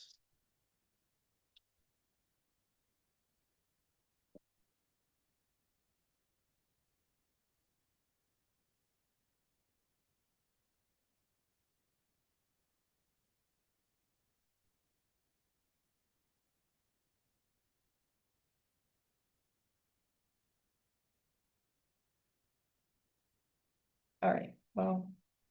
sorry about that. Maybe.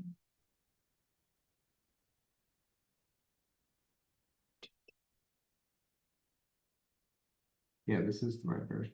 Okay. All right, good. All right, As vehicle and traffic law enforcement authorized piece of. Yep. okay, great. So, I'm ready, I'm fine adopting that tonight. Is everyone fine adopting that tonight? Yep. Okay, Michael, you had a discussion item request? I had two resolutions and folks were waiting for resolutions. Yeah, so discussion item, the planning board just, we've been talking to them for a while. The church has said he would be willing to go through some of the areas of code that they wanted reviewed. And they just wanted the town board's guidance in terms of what to prioritize. So their priorities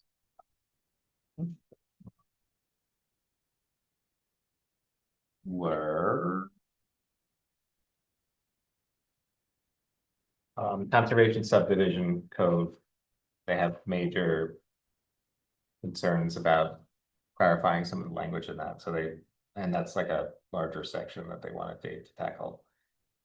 There's some different ways in which language around prime farmland, prime soils, drained farmland that becomes prime soils. There's just some confusion in terms of that language, so they wanted Dave to look at that and clarify that. They mentioned building sizes in residential zones, and then also potentially cell tower setbacks and zoning around that. And then I know another thing that was more general was just thinking about water. So I'm inclined to say, yes, that's a good list. I think you can work them in that order. But I don't know. So conservation subdivision, language around farmland, prime soils, etc. Building sizes, which I think is pretty easy, and then looking at some of the cell tower language. So can I just be clear, this is to make it easier, Make what easier? the process? This is to ask Dave Church when he's looking at our code to prioritize these sections. Unless there's other sections. I'm saying, what's the goal of the, Conservation subdivision and language around prime farmland is clarifying because they have questions that are coming up in their meetings and they're not sure how to make determinations based off of things that aren't clear in the code. So that's clarifying the code around it. Making recommendations to how we could clarify the code or where there's highlighting where there's confusion that we as a board need to. These are just questions for Dave, or are we looking outside for other sources? It's for Dave initially to take a pass and say, these are the issues that the board's having. This isn't, needs clarification. This is conflicting with another segment. Alright, so there's always the committees too. Yeah. Well, if we did any proposed changes, I think we would refer them to the appropriate committees. And then the other one is prime farmland, prime soils, I guess. okay, I just wanted to clarify that these are things that have been creating challenges in the review process. Yes. And they want to clean it up with that in mind of making it a smoother, easier. Correct. They want Dave to provide recommendations to help it. Can we add to make, to Charlotte's point, see if he's interested, because I've had this conversation with Dave before, but making, that when it's a residence, a single family dwelling or adult, like make that not have to go to the planning board. Take out all of those.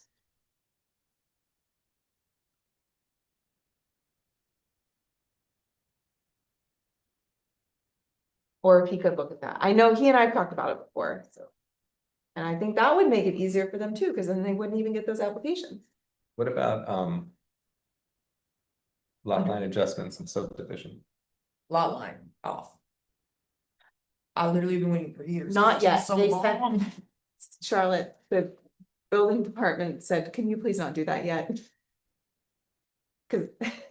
Um, All right, then we have a new merger Okay. one where you just merge in 2 lots. so, It's not through them. so is that the list? Conservation subdivision, prime farmland? And building size in residential zones, I think they're just pointing out, like, we don't have a restriction on building sizes in residential zones. We have it in other areas. And then the single family dwelling, I can put that as third. Or what, I just wanted to add it to the list. All right. So what I'll do is I'll send that back to them. And I'll CC you on that. So Send it back to the planning board? I'll send it to Dave and say, here, the board discussed it, here's, you know. Oh, okay. All right, Here's send what it we're to Dave, okay, great. Okay. That's it? For discussion, all right, Discussion. all right, let's try to blow through these resolutions. So I'll make a motion that the Town of Rochester Town Board accepts the 5B 2026 abstract and approves payments in the following amount. General Fund, $46,081.49. Highway Fund, $33,708.70. Capital Fund, 0. Street Lighting Fund, 0. Ambulance Fund is a total of $54,917.50, which breaks out to the Town of Rochester District, $48,667.50, and the High Falls District, $6,250. And escrow was $2,197.51. $2,197.51. Second. Any discussion? All in favor? Aye. Opposed? Abstained? Motion carries. And then I forgot to have you guys sign these. It's nice. That's not agree. Huh? Yeah. Okay, the budget modifications, I guess I linked into the agenda. But I don't think anyone else is following along on the agenda like I thought, so I will read them to you, and then if you guys want to discuss them, we can. I've been threatening to do this for like 2 months and I've finally done it. So the Town of Rochester Town Board accepts the budget modifications to fund a general fund in the amounts presented by the town supervisor in her capacity as budget officer as presented in the document budget modifications 5/28/2026, and I'll read those out to you. Oops. They are, this is a modification of fund balance as revenue, increase over what was budgeted to $50,000, $50,660. And then the expenditures that are going to be funded by this are to budget code 7110.46 parks operation and maintenance, increase of $29,060 for accounting for unspent 2025 budgeted amounts for the community center yard project. 8664.2 code enforcement equipment in the amount of $3,000 to purchase body cameras, a monitor and drafting table for the code enforcement office. Budget code 1620.2 buildings equipment, increase of $12,600. That is for the metal detector, that is the JCAP project. And this will also cover the shed purchase for the recreation department. And 1620.44 buildings professional services, an increase of $6,000. That is for the carpet that was part of the JCAP project. Do I have a second? Second. Any, so for discussion, these are all things that we had budgeted at, for 2025 that we thought we were gonna expend by the end of the year. And, we didn't, and we spent 150,000 less of fund balance than we had projected during budget season. So I'm just taking some of that and moving it into this year's budget so that we can pay for these things that we still need to do. Yes, Do we have enough left to do the fence at the park? I think we can talk, If I get close, yeah, we can talk about that. then I don't feel it. It's just too. I know, I think pieces for us. now that we have the bathroom and I close it up and I look at it, I'm like. Got it. Okay. Did I get a second? Yes. Yeah. Okay. Are you? Can I call the vote? All in favor? Aye. Opposed, abstained, motion carries. And again, those are all one-off expenditures. Those are not like recurring expenditures. Next, we're not doing the short-term rental appeal one because that. I tabled the Ulster County Planning Board appointment till after the executive session, sorry. And then I'll move that, the town board, I'll move for resolution E as presented on the Second. agenda. Any discussion? All in favor? Aye. Opposed, abstained, motion carries. The resolution F, appointment of an alternate dog control officer. So I will move for the motion as presented with the name Andrew McKee inserted. Until December 31st, 2026 at no compensation. And authorize the supervisor to retain Sean Murphy as special counsel to assist Andrew McKee in this specific matter. Second. So we have a specific case that needs to be brought to court. And Andrew can take it on. I talked to him on the phone. He said, or we texted actually. He said he and Jill do this and they never request compensation from the towns. Okay. So he was pretty insistent on that. I asked, so. Great. Okay, thanks. All in favor? Aye. Opposed, abstained, motion carries. Do you want to do the next one, Alex? I don't have the date. Do you have the dates or do I just do it as presented? Oh, sorry. You don't need the date, just say Yeah. adopted it. Yeah, Adopted? yeah, Just say adopted. Right, I'd like to make a motion to introduce the signing plans for task force security for the ECC resolution. Whereas the town of Rochester adopted the New York State Climate Smart Communities Pledge as adopted, and whereas the town of Rochester created Climate Smart Task Support adopted to provide local government decision makers with information about establishing and implementing climate smart initiatives, to propose new ideas to local government, and to identify funding sources for projects. And whereas the town of Rochester's Environmental Conservation Commission, ECC, actively works to raise awareness, preserve the natural world, and enhance appreciation of the town's backyards, meadows, forests, wetlands, and wildlife. And whereas the town of Rochester's ECC and CSTF have been working together since adopted to gather information on the town and community's energy use, to formulate plans and targets to reduce energy consumption, and to pursue the shared goal of guiding the town to preserve its natural beauty and reduce energy use and greenhouse gas emissions. And whereas the work of both entities would be enhanced and made more efficient by operating as a single unified entity, now therefore be it resolved that the town of Rochester hereby officially designates the Climate Smart Task Force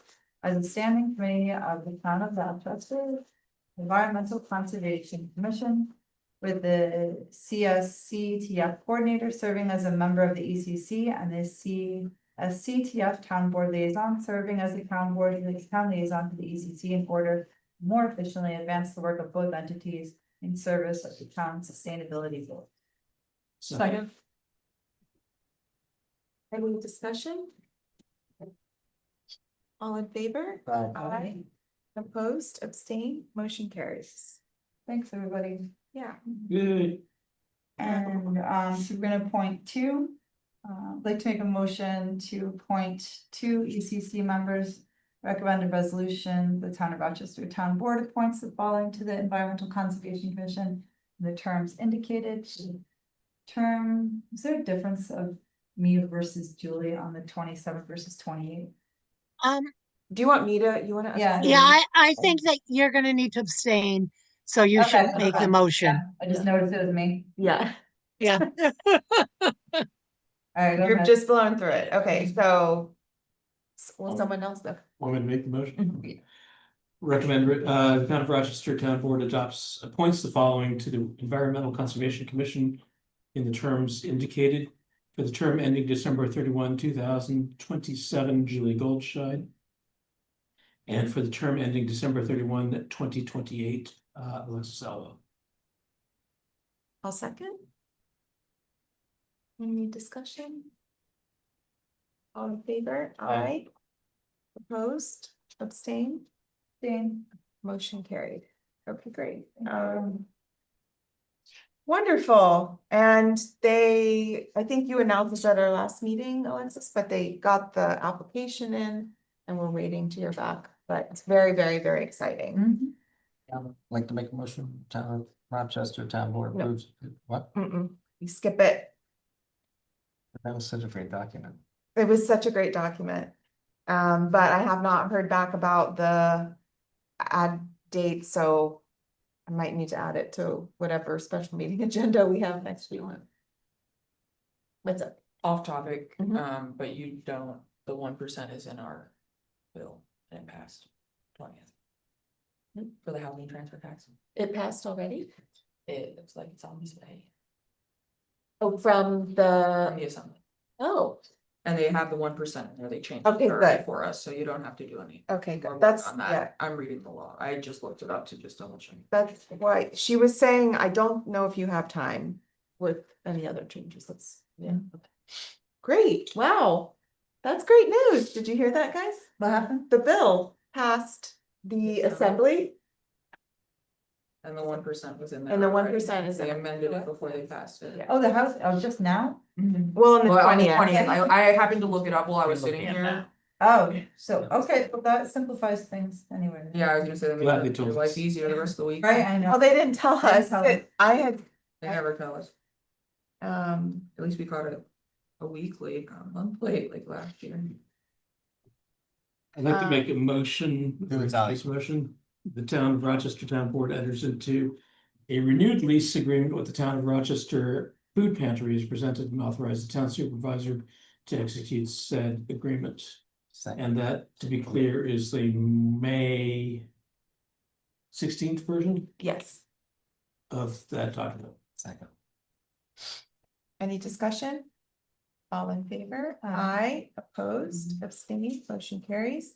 We decided that we are, gonna table K.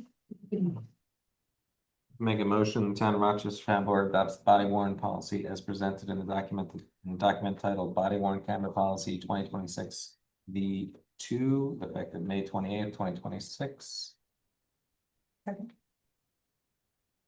Any discussion? All in favor? Aye. Aye, opposed, abstained, Thanks, motion Michael. carries. I move that the town of Rochester Town Board. Oh, Michael had additions. Oh. You thought you were gonna get out I forgot. late, but it's gonna be even later.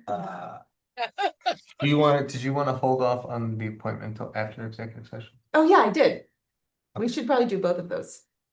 After executive session. Or no, I guess you don't have to do that second one. Go ahead. Town board, I'd like to make a motion that town board authorizes the supervisor to submit her name as the primary TAC and civil fingerprint contact for Town of Rochester Constabulary and update all necessary records in the e-justice New York portal. Second. Any discussion? All in favor? Aye. Oppose? Abstain? I abstain. Did you say? Okay. All right. I think that was it until executive session, right? Okay. Insurance. Oh, yeah, sorry, I had one. So I'd like to make a motion that the Town of Rochester Town Board authorizes the closure of Main Street for the Heritage Day Celebrations Festival on October 3rd, 2026. And it grants policy inclusion of the town's policy, insurance policy Second. to Wait, and you mean between Scenic Road and Granite Road, right? Yeah. It's Main Street, but it closes from Scenic to Right. Main Street. okay. Isn't We'll that the put that- extent of Main Street? Isn't that the extent of Main Street? There's a little bit, a little tiny bit. Close that too. I accept that amendment. Do I have a second? Second. Any discussion? All in favor? Aye. Opposed, abstain, motion carries. Okay, I have to list out all the litigation, Solly, so. Go for it. Okay, so I'll make a motion that the Town of Rochester Town Board enters into executive session at 10:13 PM. For the purposes of matters that lead to the appointment of particular persons and matters regarding the litigation of the town versus Richard Miller. Tim Bunch, M&T Advanced Building Solutions versus the town, and the town versus 5 Ridgeview. Aye. Any discussion? All in favor? Aye. Oh, Can I ask one thing? Mhm. For the discussion of the Miller litigation, can Kate stay and be a part of that? yes, that's part of the plan. Thank you. Okay. All in favor? Aye. Opposed, abstained, motion carries.